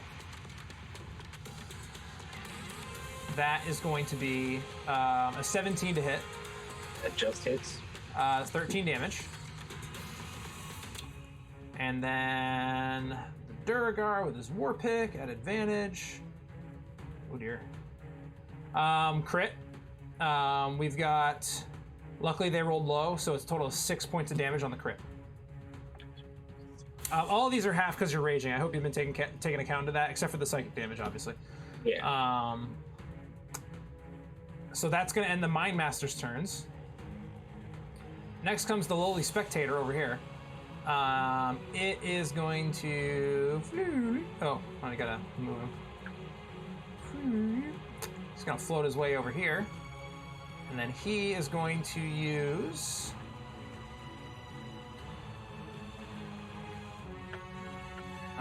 let's see here.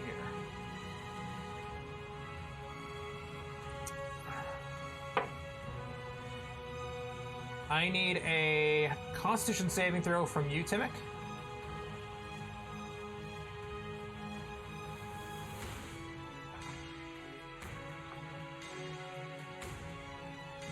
That's 20 or the 4? if it'll show up. It's the 4. All right. I'm just gonna roll this here because it makes my life easier if I roll it on the table. So 19 points of necrotic damage, and then I need a Wisdom save from you as well, Timic.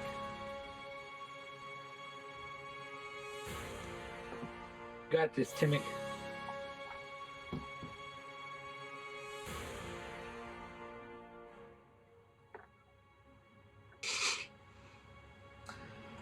$13 is just what you needed. So you are able to kind of, it kind of like peers at you, and you almost feel this like cacophony of different voices kind of like swirling around in your head, and you kind of like get kind of startled by it, but then you like remember, you're like, fuck that shit, and you kind of shake it off, and you lose your earbud in the process. Ending his turn. Juliet, what would you like to do? Okay, DM, I'm gonna need your help for a second. Okay.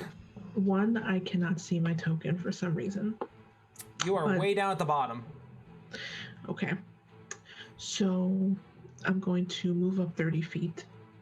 If you can do that for me, because I can't see myself right now. 5, 10, 15, 20, 25, 30. Can you see yourself now? Not yet. I'll You're right there. You're right there. I was gonna say, can you like scroll out, or are you like zoomed way in? I'm probably zoomed way in, but that's not important. We'll do that in a minute. Okay. My question to you is, before I describe what I'm going to do, because I'm going to need con saves from you, I am going to be pointing in a way where I do not hit my party members. Okay. Who can I get when I throw this? What are you trying to do? I'm trying to use Cone of Fire. Cone of Fire. Okay. What is the cone description on that? Okay. A blast of, since we flavored it differently, a blast of cold air erupts from your hands. Each creature in a 60-foot cone must make a Constitution saving throw. A creature takes 8d8 fire damage on a failed save, or half as much on a successful one. A creature killed by this spell becomes frozen. So in our case, he would just turn to ash. I would say everything in that placement of the cone. With the you can add the spectator to that. So the spectator, anybody that's on the line, because it's not lined up perfectly. So basically anybody, basically the entire right half of the room. Then Bathed in fire. So what's going to happen is this fire like I'm starting to feel fiery like flickers on my finger as I see this whole thing, and I see the portal, and I see Shirley raging out, and I look back and I look at Morharan, and I'm like, last time we was in something like this, my friends almost died. So I'm going to, very much like Yennefer from The Witcher, I'm going to put my hands out and cast Cone of Fire. Okay, so you need a butt ton of con saves. Yes, sir. Well, I'm not gonna bother with the Duergar dudes because they're minions, so they're just gonna bang, bang, bang, bang. The other ones, however, all right. So Constitution saving throw.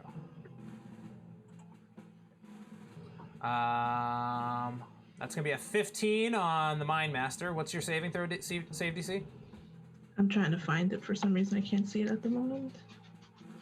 I'll find it probably. Yeah, you'll probably find it quicker than I do. Yeah, I'll find it. It's 15. I think so he it succeeds. is 15. So roll your damage. Take half. Yep. So roll your damage total, and then we'll just cut in half for whatever guy makes a save. That's correct, right? It makes half damage on the save. Yes. So you see a lot of piles of ash already piling up.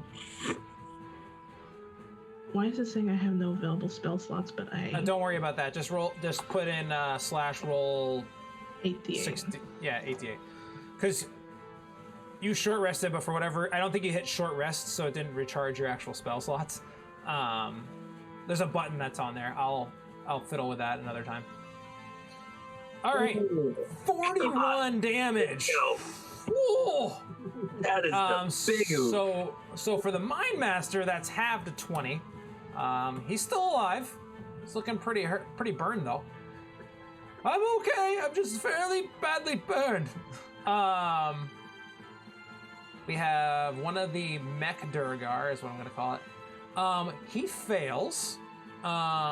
He has resistance to no damage, so you actually just see this like red hot metal just kind of like increase in intensity, and you kind of hear a guy inside scream like "Ah!"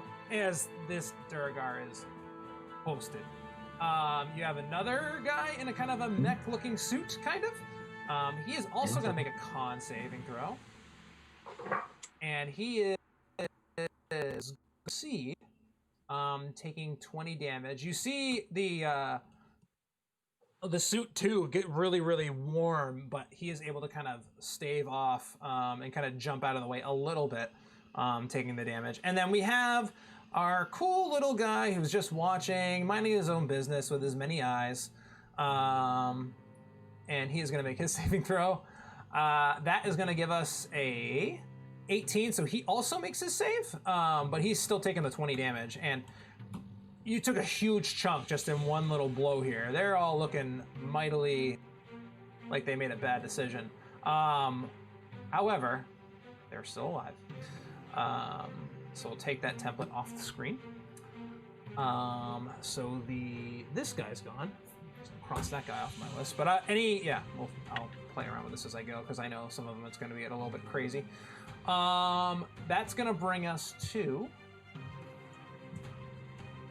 the Hammerer.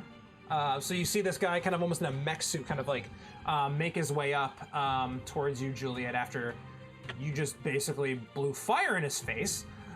He did not appreciate that. So he is going to, I believe, I have to open this up just a little bit higher. He's going to use his multi-attack to make an attack with this. You almost see like a hammer on it and a claw that's kind of attached to this mech suit that he's got kind of, and there's actually a Duergar inside of it operating it. Coming in with the claw first. He's going to just come in and try to whack you with it. That's going to be a natural 1, so that does not hit. Then he comes in with the hammer. That is going to be a 21 to hit. That does hit. for 7 points of damage. So you do you need me to do that for your character sheet, or you got it? I got that. Okay, cool. All right, that is going to end his turn. Brings us to Morharon. Morharon, what are you going to do? I'll run right up to this guy. Let's go with our first strike. All right, go ahead and make your first strike. That is a natural 1, so that does not hit. Second one.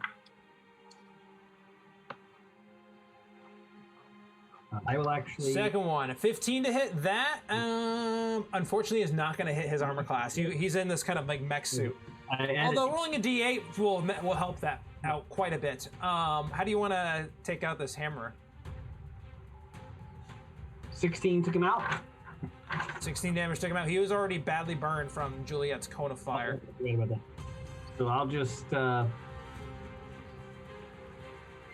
actually like hit his hammer so that it hits it back up into his own face. So you take your maul and you almost like take it and you just kind of like dive down and backhand it, and you just like the hammer actually comes back, and the Duergar inside isn't like he's protected but not fully, and you just see the thing just come in, just splat, and he just kind of the whole mech armor just falls down to the ground, dead. Now let's see, that's what I call a one-hit wonder. Oh, I tried to keep a straight face and I couldn't. And then I will use my bonus to throw a hand axe at, is it a spectator? Okay.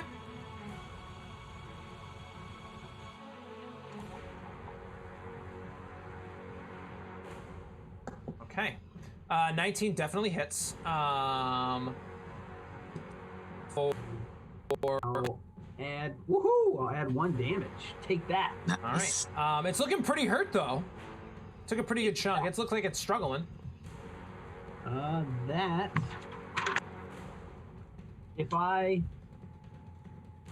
don't know, if I action surge, do I get a second set of movement too? I don't think so. I think I just get my. You get your actions back, I believe. So then. Although, how far did you move? Did you move 30 feet? I did, yes. So that's it for my turn. Okay. All right. That brings us back up to the top of the initiative order. Shirley, what are you doing? all right. Now I'm face to face with this guy. I'm gonna go ahead and give him a crack with my shield, for starters. Like, all right, go ahead and strike him with that shield. that was pretty good. Let me show you how it's done. I'm glad that was a good roll. An 18 just barely hits. Yeah, so when he hit the last one that hits me, just imagine Shirley just takes it in the side, and just while he's still got his hammer in my side, just brings his shield up and smash him in the face with it. Yeah, absolutely. You kind of smack him in the face. That's 8 points of bludgeoning damage. That it is. Okay. And then right. I'm gonna go ahead and grab him by the front of his armor. You gonna try and grapple with him? Yeah. Oh, I'm raging, so that's a 22. Okay.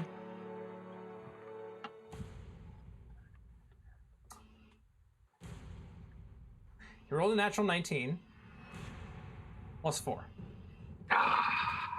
So you go to try to grab him, and he just kind of just and kind of nudges you off. All right. And he just kind of looks at you with these red eyes. It took you that much to do it, though. That was an 11. Just wait till I crank it up. All right. Anything else in your turn? I will move over here. Okay. Ending your turn. On initiative count 20, another Duergar appears. I was gonna ask you, when this guy got hit by the the cone of flame or whatever, did he lose concentration on that? No. This appears to be just some sort of maintenance of between the two of them, so they're able to kind of share that responsibility. So another one of these Duergar comes. Also, slowly peering out of the portal, you see what appears to be a purple-looking. You see an eyeball coming through with a purple eyelid coming around it, peering out and through.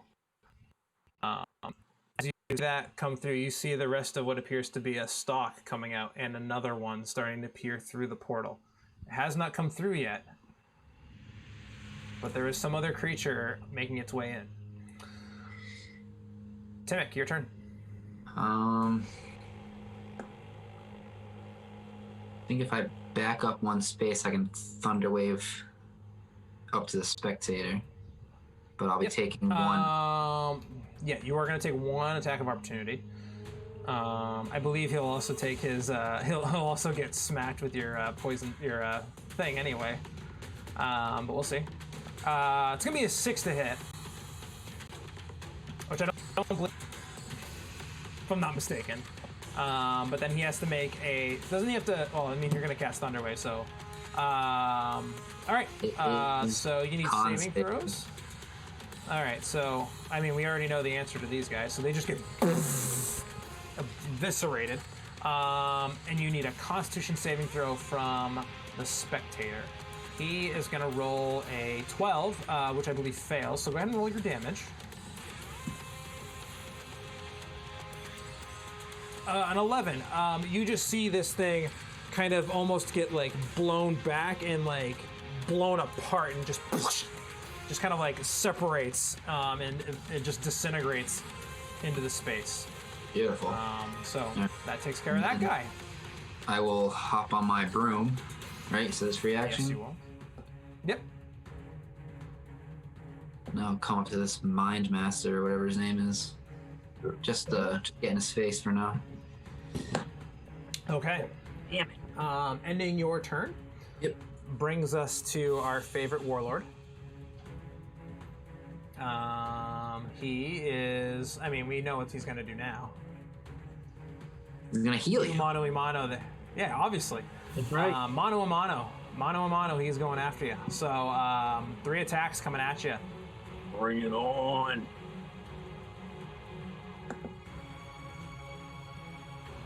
It's gonna be a 25 to hit. Hits. And that's gonna deal 14 bludgeoning damage, half to 7 because you're raging, and 5 psychic damage. Okay. So that's 11 total damage. Okay. He's an ouchie boy. Yes, he's an ouchie boy. All right. You got 2 more? You got 2 more swings? You owe me 2 more swings. Yep, there's a crit for 9 points of bludgeoning damage. Half to 4 because you're raging. And 17 points of psychic damage. Oof. Okay. Double dice. Yeah. Double dose. I'm glad it's So that's roll was balls. 21 points of damage. All right. Is that halved? Well, the 9. I have the bludgeoning and then added the psychic for you, so that's 21 total damage. Oh, well then I'm down. You're down. That Okay. was just enough to take me out. Okay. He is going to then roll his way 5, 10, 15, 20, 25 over here. And take a swing at you, Timic. His last swing he has in this turn. Natural 1. Okay. That's going to bring us to the Mind Masters. The Mind Masters. Well, there's only one person next to anybody, so he's going to command the Thorac to take a swing at you. Actually, wait, you're flanking with him. Yeah, no, he's gonna have Thorac do it because he's smart. Smart boy. So the Mind Smart Master's guy. having the purple guy attack me? Mm-hmm. Okay. They have an ability to. They have an Yeah. ability to basically command one ally, basically, provided they make a save. But they're not gonna bother to make a save if they're on the same team. That is going to be a 17 to hit. That hits. All right, that's gonna be 8 points of damage, bludgeoning plus 3 points of psychic damage. And that brings us to Juliet. I would like to use my reaction on that guy when you just hit me there for Halo All right, go Sword. for it. Yep, absolutely. I believe that's also a con save. Yes, it is. Okay, I'm a little conflicted, and I'll tell you why.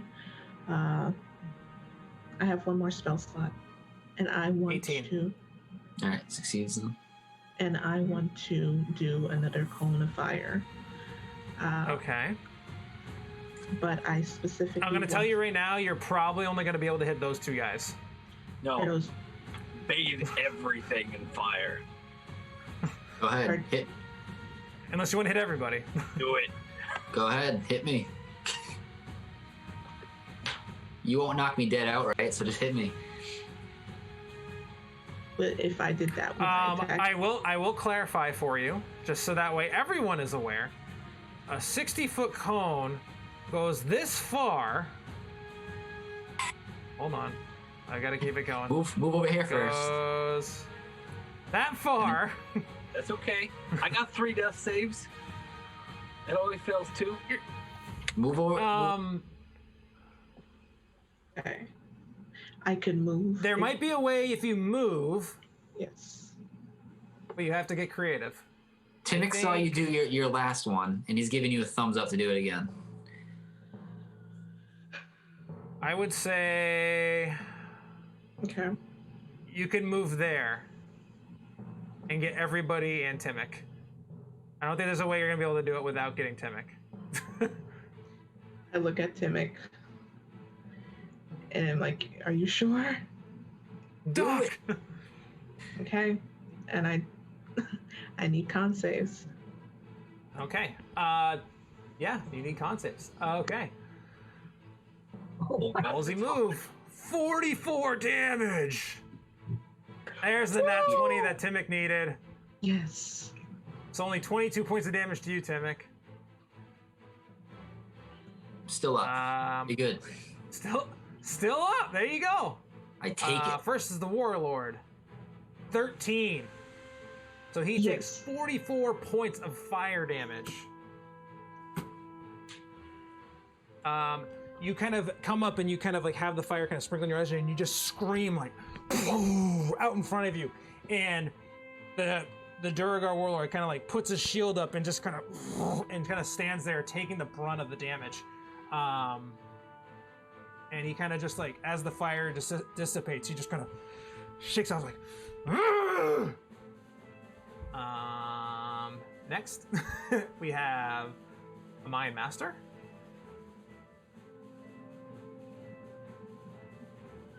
That is a 10. He fails, and with that, he just gets burned, throwing him away. This is actually the one that got hit before, so he's gone. This one, that guy's dead. Who we kidding? Who we kidding? And then this last one.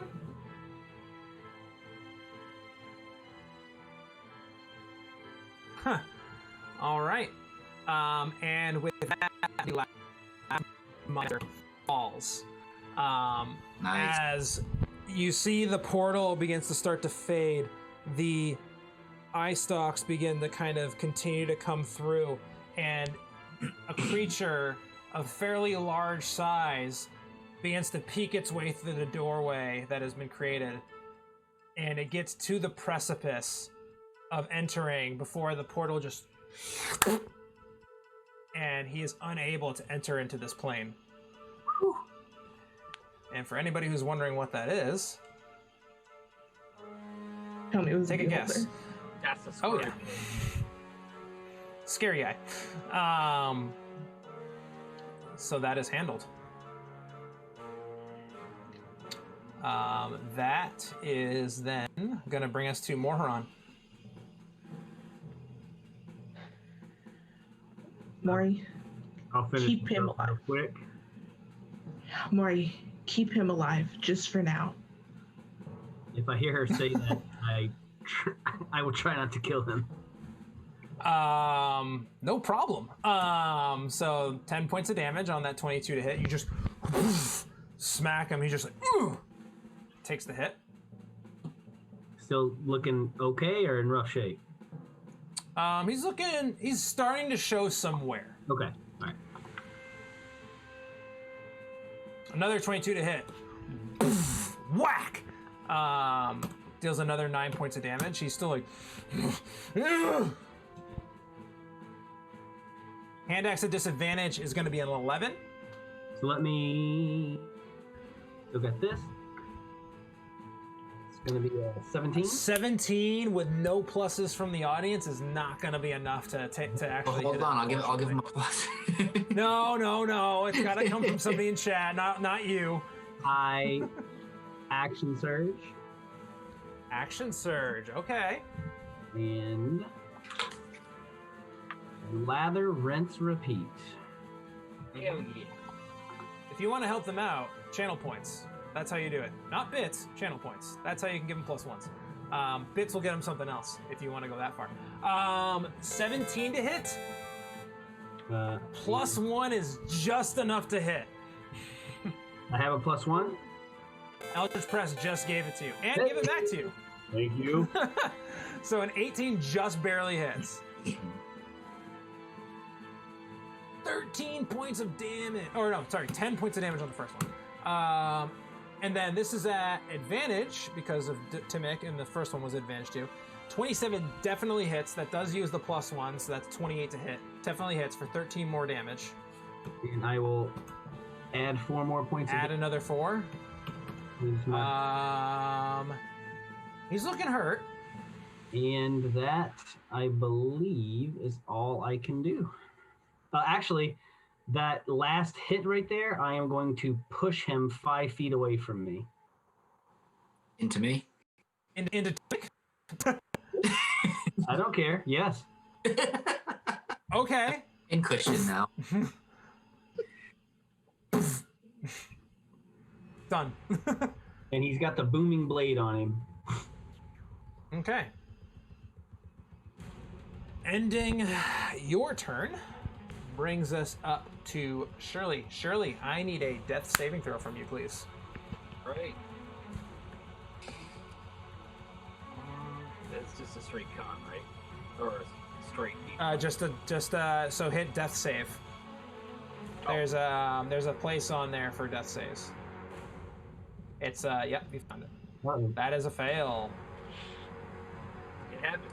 So we got 1 death saving throw on Shirley. Brings us to Timic. Timic, is Shillelagh concentration? No, Just asking. it's on there for a minute. Okay. I am going to heal Shirley with Okay. healing word. All right. Sorry about your healing first word. level, but you're dead, so. Yeah, I was gonna say anything up at this point. Why did it not? It didn't roll. Or is it rolling? It doesn't look Are like it's there- rolling. Just put something's wrong with the spells. I have to figure out what's going on. 1d4 plus 3. Yeah, 1d4 plus 3. Yep.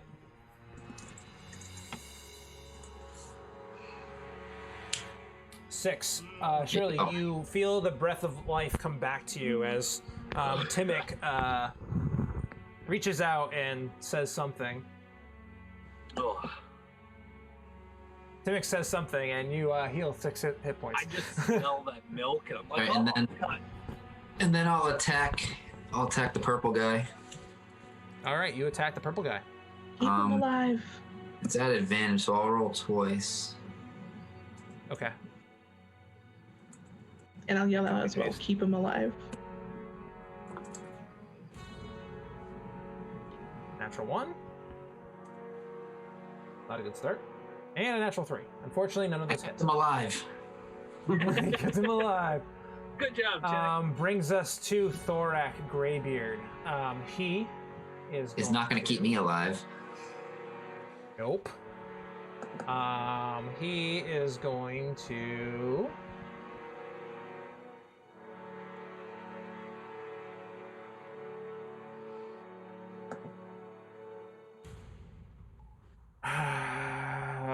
Who's the bigger threat right now to him? Oh, who is? Who is? It's very hard. It's very hard for him to figure out. Outnumbered. He is outnumbered. First attack's gonna come at you, Timic. After that, it'll probably be different.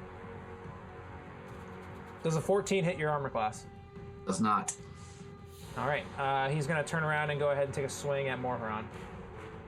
I'm going to use my reaction. Halo Spores, so con save. Okay. Morharon, that does not hit you. That's a 12 to hit. Okay. Fails the con save. So go ahead and roll your d6 for 3 points of damage. And then another attack coming at you, Morharon. 21 to hit. It hits. Okay, so that's going to be 5 points of damage plus 5 points of psychic damage as you feel this like kind of ringing in your ears as he kind of like crack up against Society and you're just like, "Urgh!" Vengeful assault. And then you vengeful assault right back at him for a 24 to hit, which definitely hits. So that's going to be 10 points of damage. He's starting to look like he's struggling quite severely. Run. Brings us to Juliet. I summon my sword. I go. You don't want to stay on the brazier, I'll tell you that much right now. That's a brazier you're standing on. I can't. Everything is literally black and white right now. Everything's on fire. I can't see. Everything is on fire. Summon my sword, and I'm gonna tell him in Undercommon, what does your people want with me?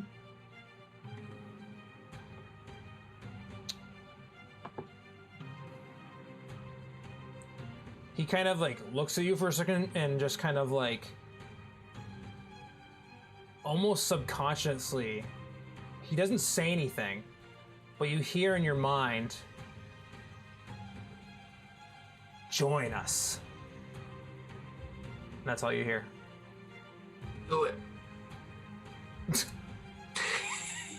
Do it. Sounds like a pretty good option. Yeah, Timic's just like, take her, please, do it. Does Timmy even understand? what he's saying? She'll join, take her.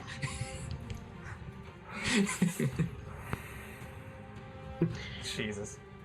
I tell him again, before I hit him, who is in charge?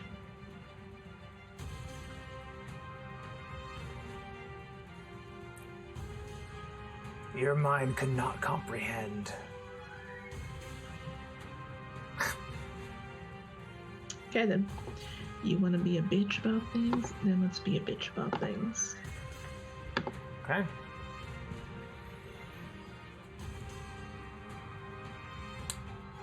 A 13 to hit does not hit. And a 10 to hit does not hit. Unfortunately, you go in and strike twice and he just like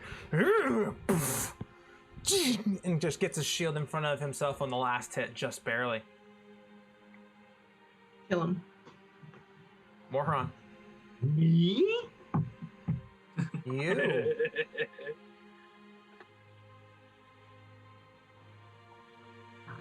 Oh.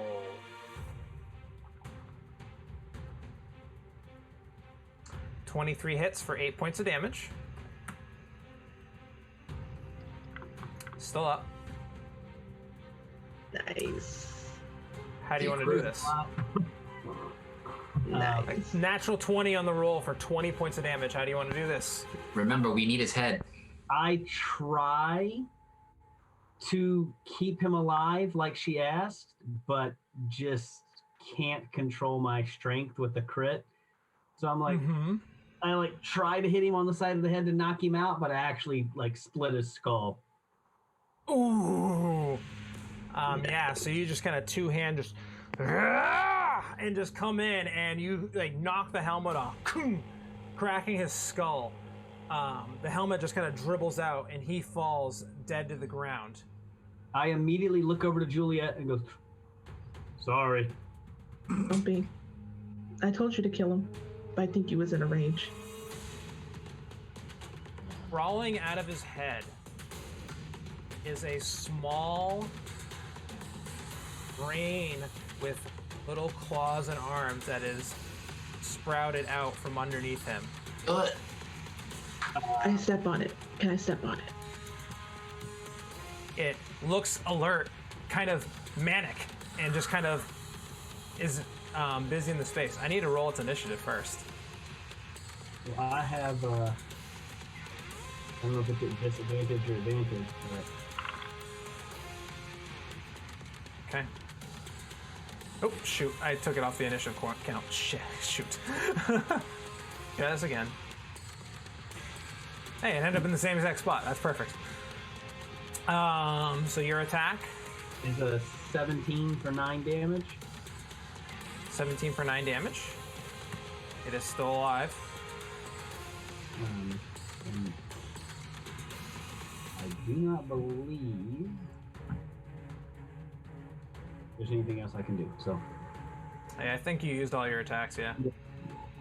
Actually, yeah, that was your two. Yep, okay. 2 plus that, yep. Shirley. Kill it, Shirley. He's trying to TPK us. I was gonna say, so like I see like him like basically like bash this thing out of this guy's head. Like you see his like head split open and this thing like go like skittering off. I am gonna attempt to grapple it. I would scream immediately. That's an Intellect Devour. Do not grapple that thing. I mean, don't do what you're about to do. If I grab it, like it can't devour my intellect, right? I don't know. She doesn't know that. Up to you. Whatever you want to do, buddy. You gotta move into position first. Whatever you're gonna do. Yeah. She just screams at you because she doesn't want your brain to turn to mush. All right. Yeah, I'm gonna run up here and I want to try and grab it. You're gonna try and grab it. Yep. Okay. Just try to kill it. You don't try. I mean, it can't even. It's not going to succeed because it can't succeed against a 23 and a 27. So you pick it up. Okay. And then there's a nice little lava pit here, right? Uh huh. I'm gonna huck it in the lava pit. Okay. So do I need to make an attack roll or? Yeah, let's just say an attack roll with your spear. All right.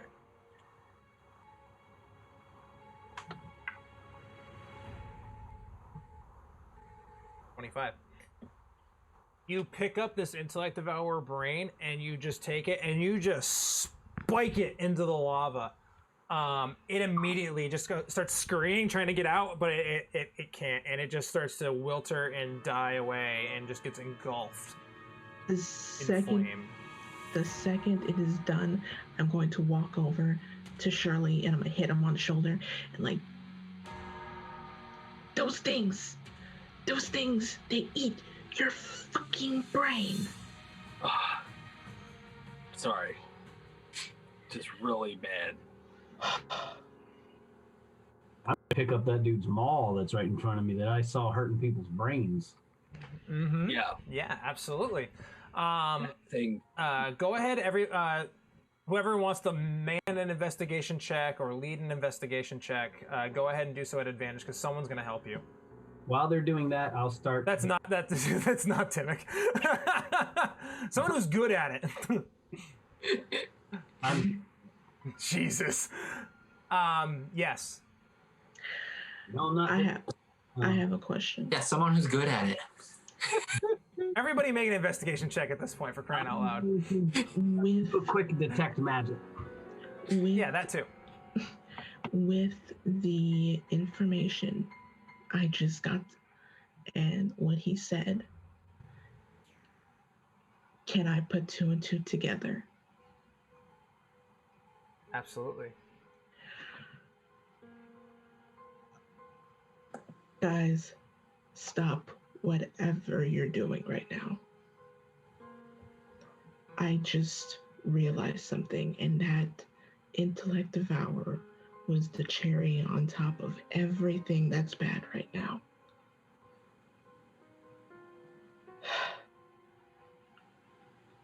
You guys know what a Lilith is? An Illithid? Illithid. That I have a speech impediment.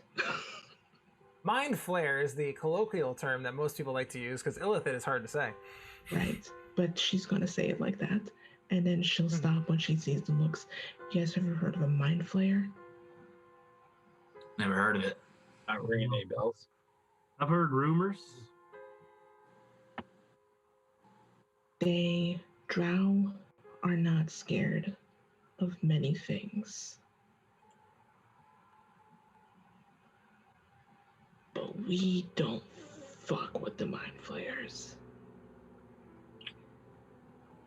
That being said, the Duergar, I have a strong hunch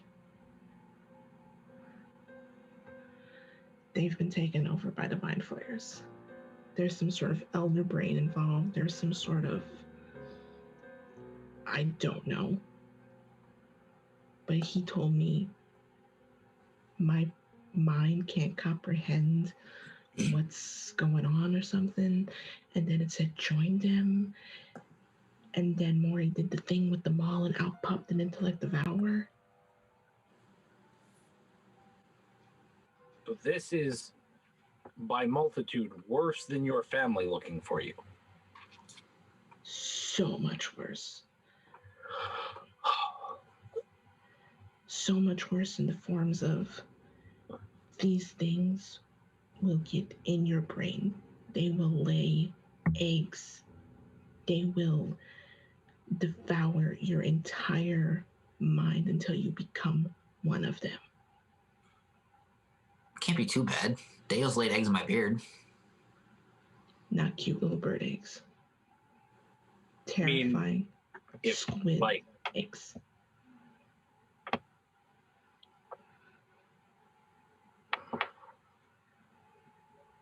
I don't want my brain to jump out of my head and run around like that. Dead or not. And then I'm going to kind of poke the Duergar to make sure that he's dead. Okay. Like, It begins to rip. No, it's dead. and I was like, oh. Shoot! Yeah. Yeah. Well, in said case, I don't. This is making my brain hurt. Your brain would hurt a lot more with one of those in there. Yeah. We're gonna have to. So, does Nolgrim have a court wizard? Or is there a wizard nearby? Or There is. You do know of a wizard nearby. Typically, in matters of these kinds of things, you would typically turn towards the church. But there is a wizard you know of that lives in Nulgrim, but most people kind of steer clear of him because he's an odd duck. Let's put it that way. okay, all right, but I guess if I go to the church anyway, that makes sense. Yeah, but before we can do that, we've done what we came here to do. But now we need to get out. There's nothing in this room. I'm casting detect magic to see. Yeah, I mean, I You think cast. Yep, think so we have- you cast your detect magic. I need. Who's the last person that hasn't made an investigation check? Me. Shirley, go ahead, make an investigation check.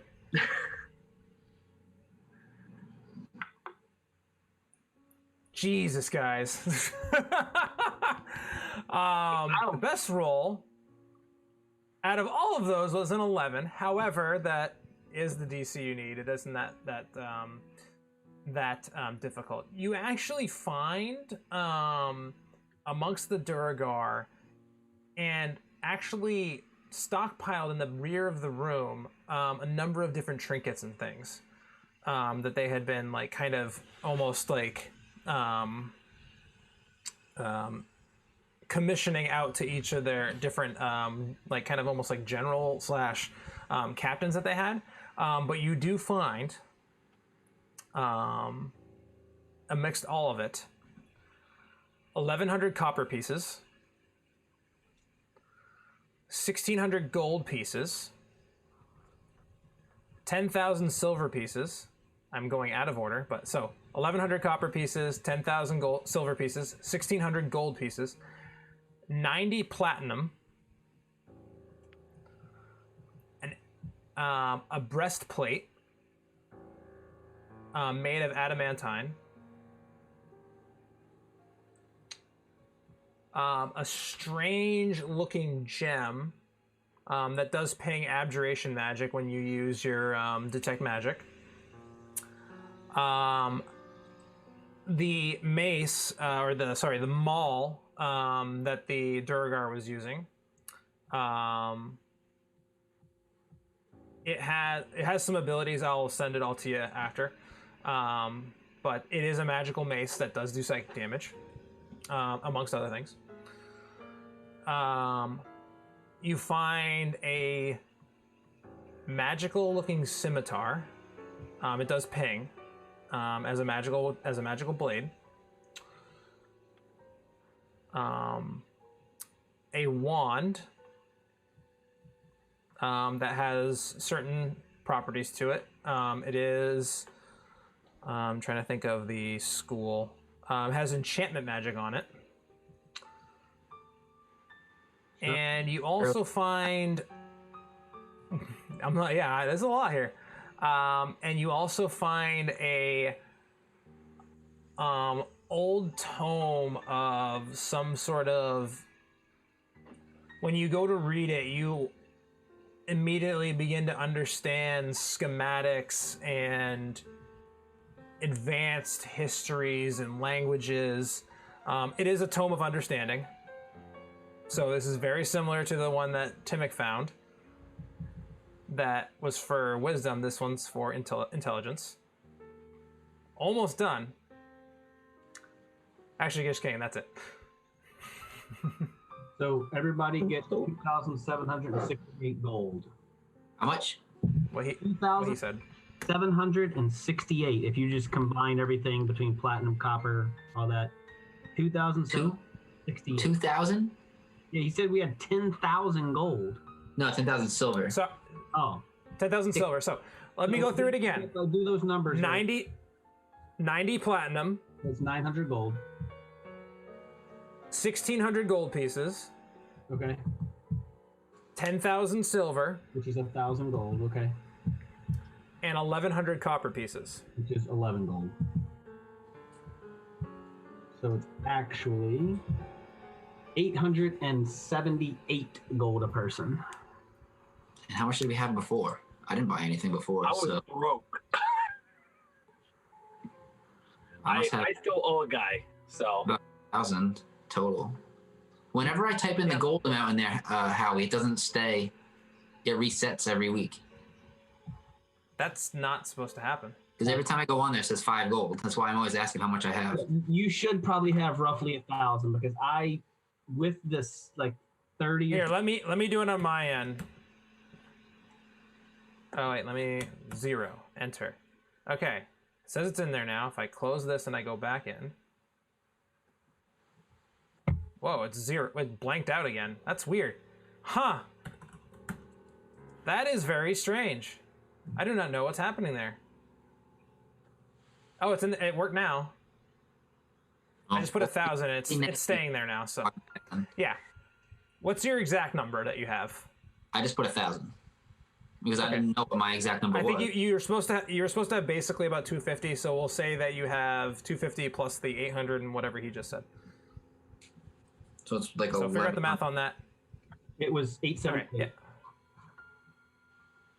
878. 878 per person. 878 per person plus 250 is. It's 1130. 1128. 1128. Yep. I'll put it in there to make sure that actually stays in there. So we'll see what happens. It's in there. All right. So that's your goal figured out. All right. And that's it. That's what you find in this room. So once we get back to your town, Shirley, we have a fair amount of stuff to get checked out. I know this ring I'm still wearing. I don't know what the heck it does, but we got to figure that out. And well, this big thing, I mean, this sword, this gem, this wand. There's a lot of crap here that we don't know what it actually does. We need to also talk to somebody because I don't know what's about to happen. If there's an elder brain that's taken over. Unfamiliar with these brain masters, eaters. What did you say they were called? Intellect Devours. Yeah. So, I'm sure someone either at the church or there is a strange fellow to go talk to. Knows more about these things. But you know that the strange odd duck goes by the name Vlander. Yeah, Vlander. He's Yes. a hedge wizard, probably is the best way to put it. Yeah, basically. How do we get out like of the here? magicians. He's a hedge wizard. Yeah. So How do we get out of here when there is still an army full of Duergar out there? therein lies the issue. We're going to have to rest up because I am, as I spit out a tooth, a little worse for the wear. I'm right there with you, Shirley. Yeah. So,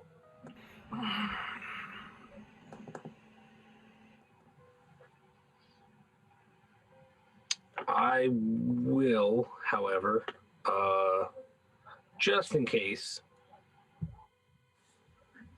who else is pretty beat up? Is everybody else I'm good.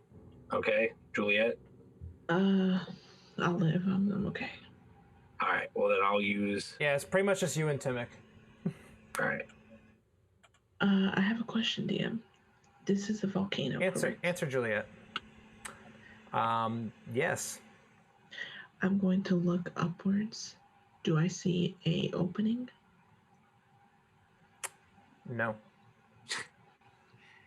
That would have been convenient. Don't even have to roll nothing. I already know. No. I could have just flown right up. You guys there? That's what I was thinking. That I could leave? No, that we can all just jump on your broom one at a time. And just drop it through the hole. Mhm. All right. So, Timic, you get 18 hit points back as I cast Healing Word on you twice at 3rd level.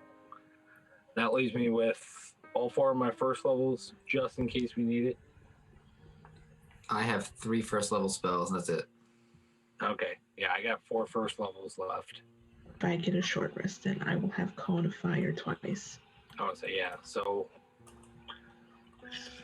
short Just rest the up door. and then start looking for an alternate way out of here. Yep. Is there any other door in this room? There is not. That you can see immediately. Why don't we go back to where we were? And with your investigation checks that you rolled before, you did not find another door. All right.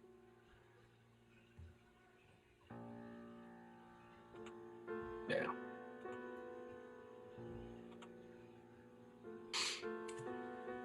All right. Well, we'll just set a watch. Are we going to try and take a long rest, or are we just going to take a short? I mean, we're gonna have to set up watches either way, guys. Whatever you need. I mean, we can. If that's the only door we see, we can just huddle up in the back corner or something and kill the rest of the day. If we don't hear anything for the rest of the day, we can take a long rest. Yeah, we can do that. I'm probably gonna want to talk to my patron about this. And I say that out loud. Yeah.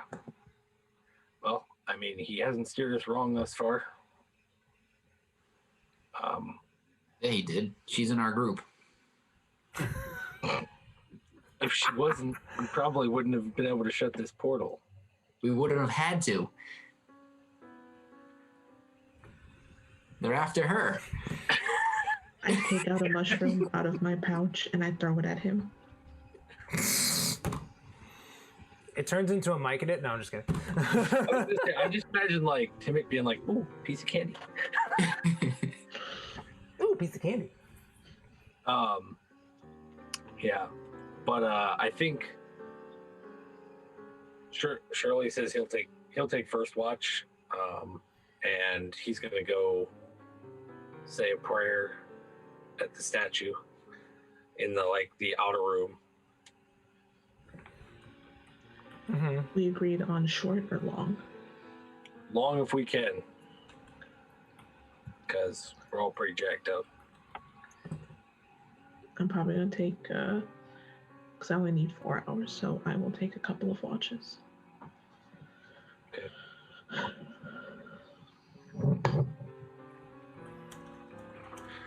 Okay. So, hold on one second.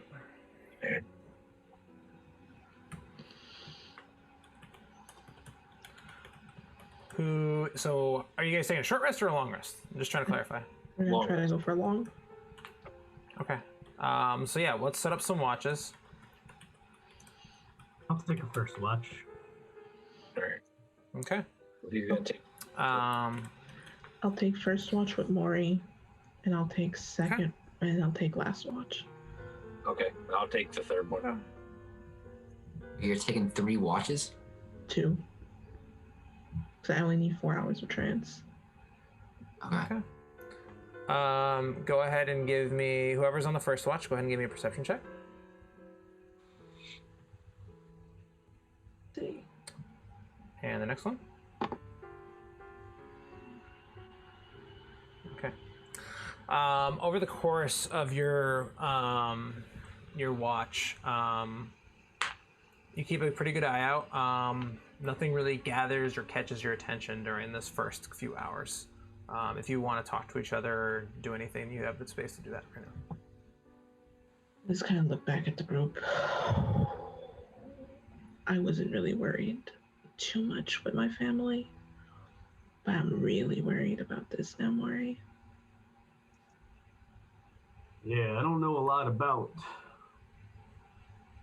these creatures, but I know that you're not afraid of a lot, and you seem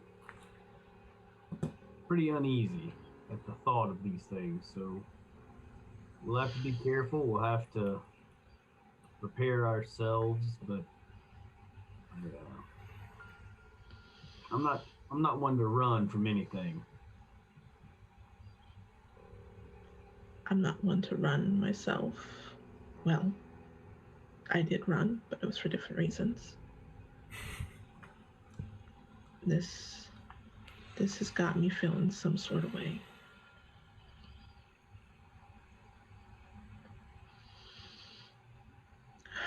I think hopefully maybe when I go to sleep for a little bit,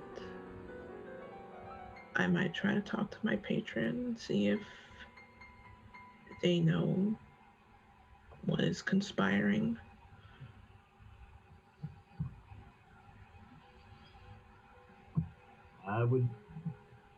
I know that the other guys had said he hasn't led us astray and whatever, but I would just be real careful. I know.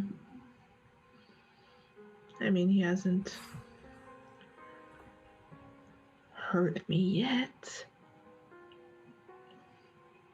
He keeps calling me his champion. It's so weird.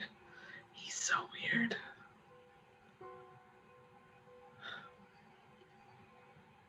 Just be careful. I'm gonna get some rest. And I'm gonna wake up whoever is on second watch. I'll see you in a little bit, Maury. All right, I'm gonna go to bed. Good night. Who's on the next watch? I'll take it. I kicked Timmick awake.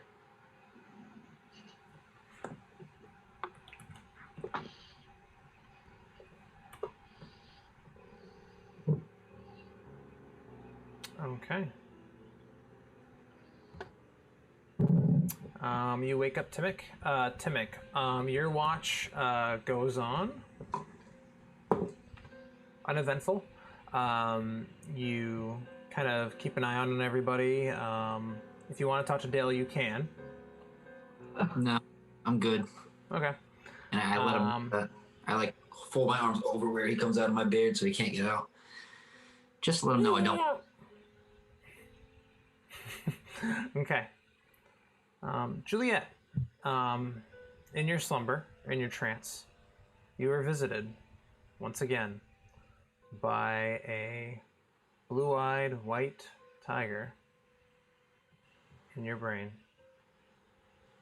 It's in my brain. Do you know that mind flayers are behind this? No. Well, they Gonna are. need to take care of them. Yes, well. There are many horrors in this world. You've done well. Yes, I know. Thanks, I know. That's not why we need to talk. Oh. We need to talk in the forms of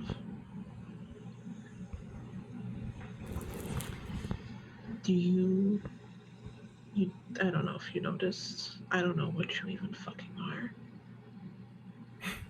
But do you think these things will come to the surface? Do you think they're going to continue to look for me?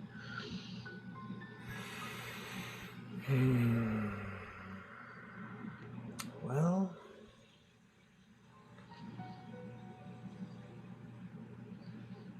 I've never known that mind flayers to give up after one attempt. Whether or not they necessarily want you, or, I mean, they clearly wanted you this time, or if they're just looking for powerful individuals, I'm not sure. They did try to take one powerful individual, but they didn't, did they? Ooh. You, my dear. Of Not course. I'm not powerful. Oh, I'm yes, just- you are. I'm just Fire much? me. You have more untapped potential than you realize. I'm gonna help you out a little bit more. Okay. I have something for you. Oh, you'll accept a gift. Oh, good. Lovely. Your blade. There's a little bit more that I can offer for you. If you'll have me, of course. Give you that blessing. You don't have to take it. But, think of it as a way of me saying thank you. Okay, creepy. I'm listening. What do you got? He kind of like almost reaches out, and you kind of see his hands come around, and they are kind of like the paws of a tiger at the same time. The pads on them are actually black. The little claws kind of reach around, and he kind of comes up to your head, cups around it, and you feel this surge of like fiery, hot energy just kind of surge through you. It's painful for a second, but then it relaxes. And then he turns and looks up to you and goes, "No."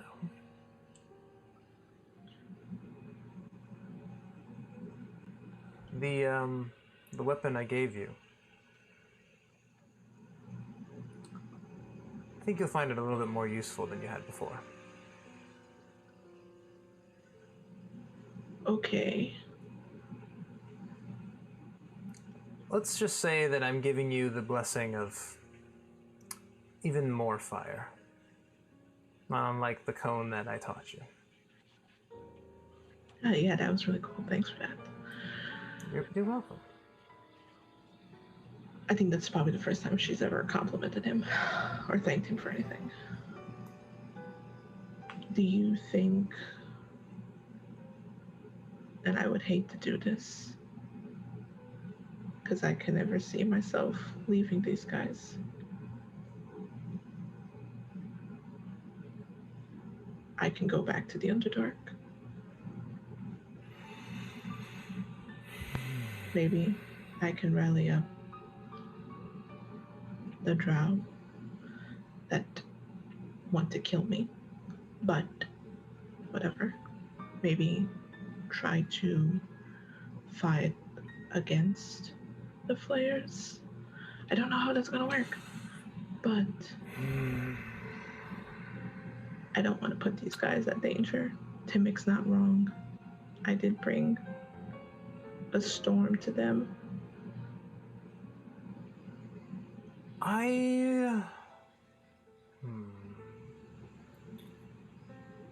I might have a solution for you, but I need more time. I don't see your mother ever bonding with you the way that she or you ever really. She wants something different than what you want. Oh yeah, she's a bitch. Well, yes, that. She is also a humongous psycho bitch.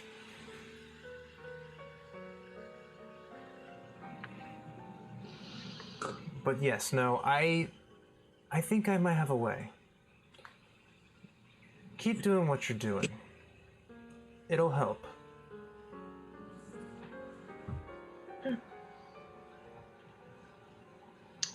Thank you for whatever you just did. You're welcome as always, my Juliet. Oh, bless you. Thank you. And on that note, we're going to leave off tonight right there. So thank you, DM the Mark Knight, for raiding at the last minute. Sorry about that, folks who just joined us. We will actually run a replay right after this, so don't worry about that. You'll give me a chance to see this stream in its entirety here once we kind of wrap things up here. I want to thank everybody for kind of hanging out with us.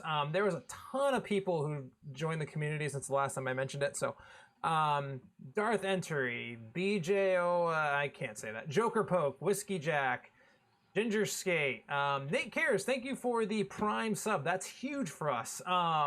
Seth Hubbard 15, Yaltaraj, Richard Kevis, Irish Soldier, Taxidermy Plays, that's an interesting name. The Dungeon Witch, Crits and Tantrums, Alan Liastia, Careful Cantrip, New York Mouse, Willingham 8, Rondo the Hut, Epiphany, Brenton the That might be a bot, but hey, Brenton the bot. And then N cares again. Gamerbox, Jella, something UHNRDT, who's in our Discord community. I know who you are. Sleepy Sorceress gave out a couple of tier 1 subs to the struggle gamers. So yeah, I want to thank all the viewers that were here tonight that got to join us here. It was a very fun session. We, like I said, we'll replay this one right after we're done here. If you haven't checked us out, make sure you check out our YouTube channel. The VODs of this one will actually be up on YouTube on Sunday on YouTube. It'll also be on podcasts. We're now on Apple Podcasts, Spotify, all that cool stuff. We've got more Dungeon Master Chips coming out on the YouTube channel. Check out the Discord. If you want to be part of the newsletter to get some behind-the-scenes stuff, check that out.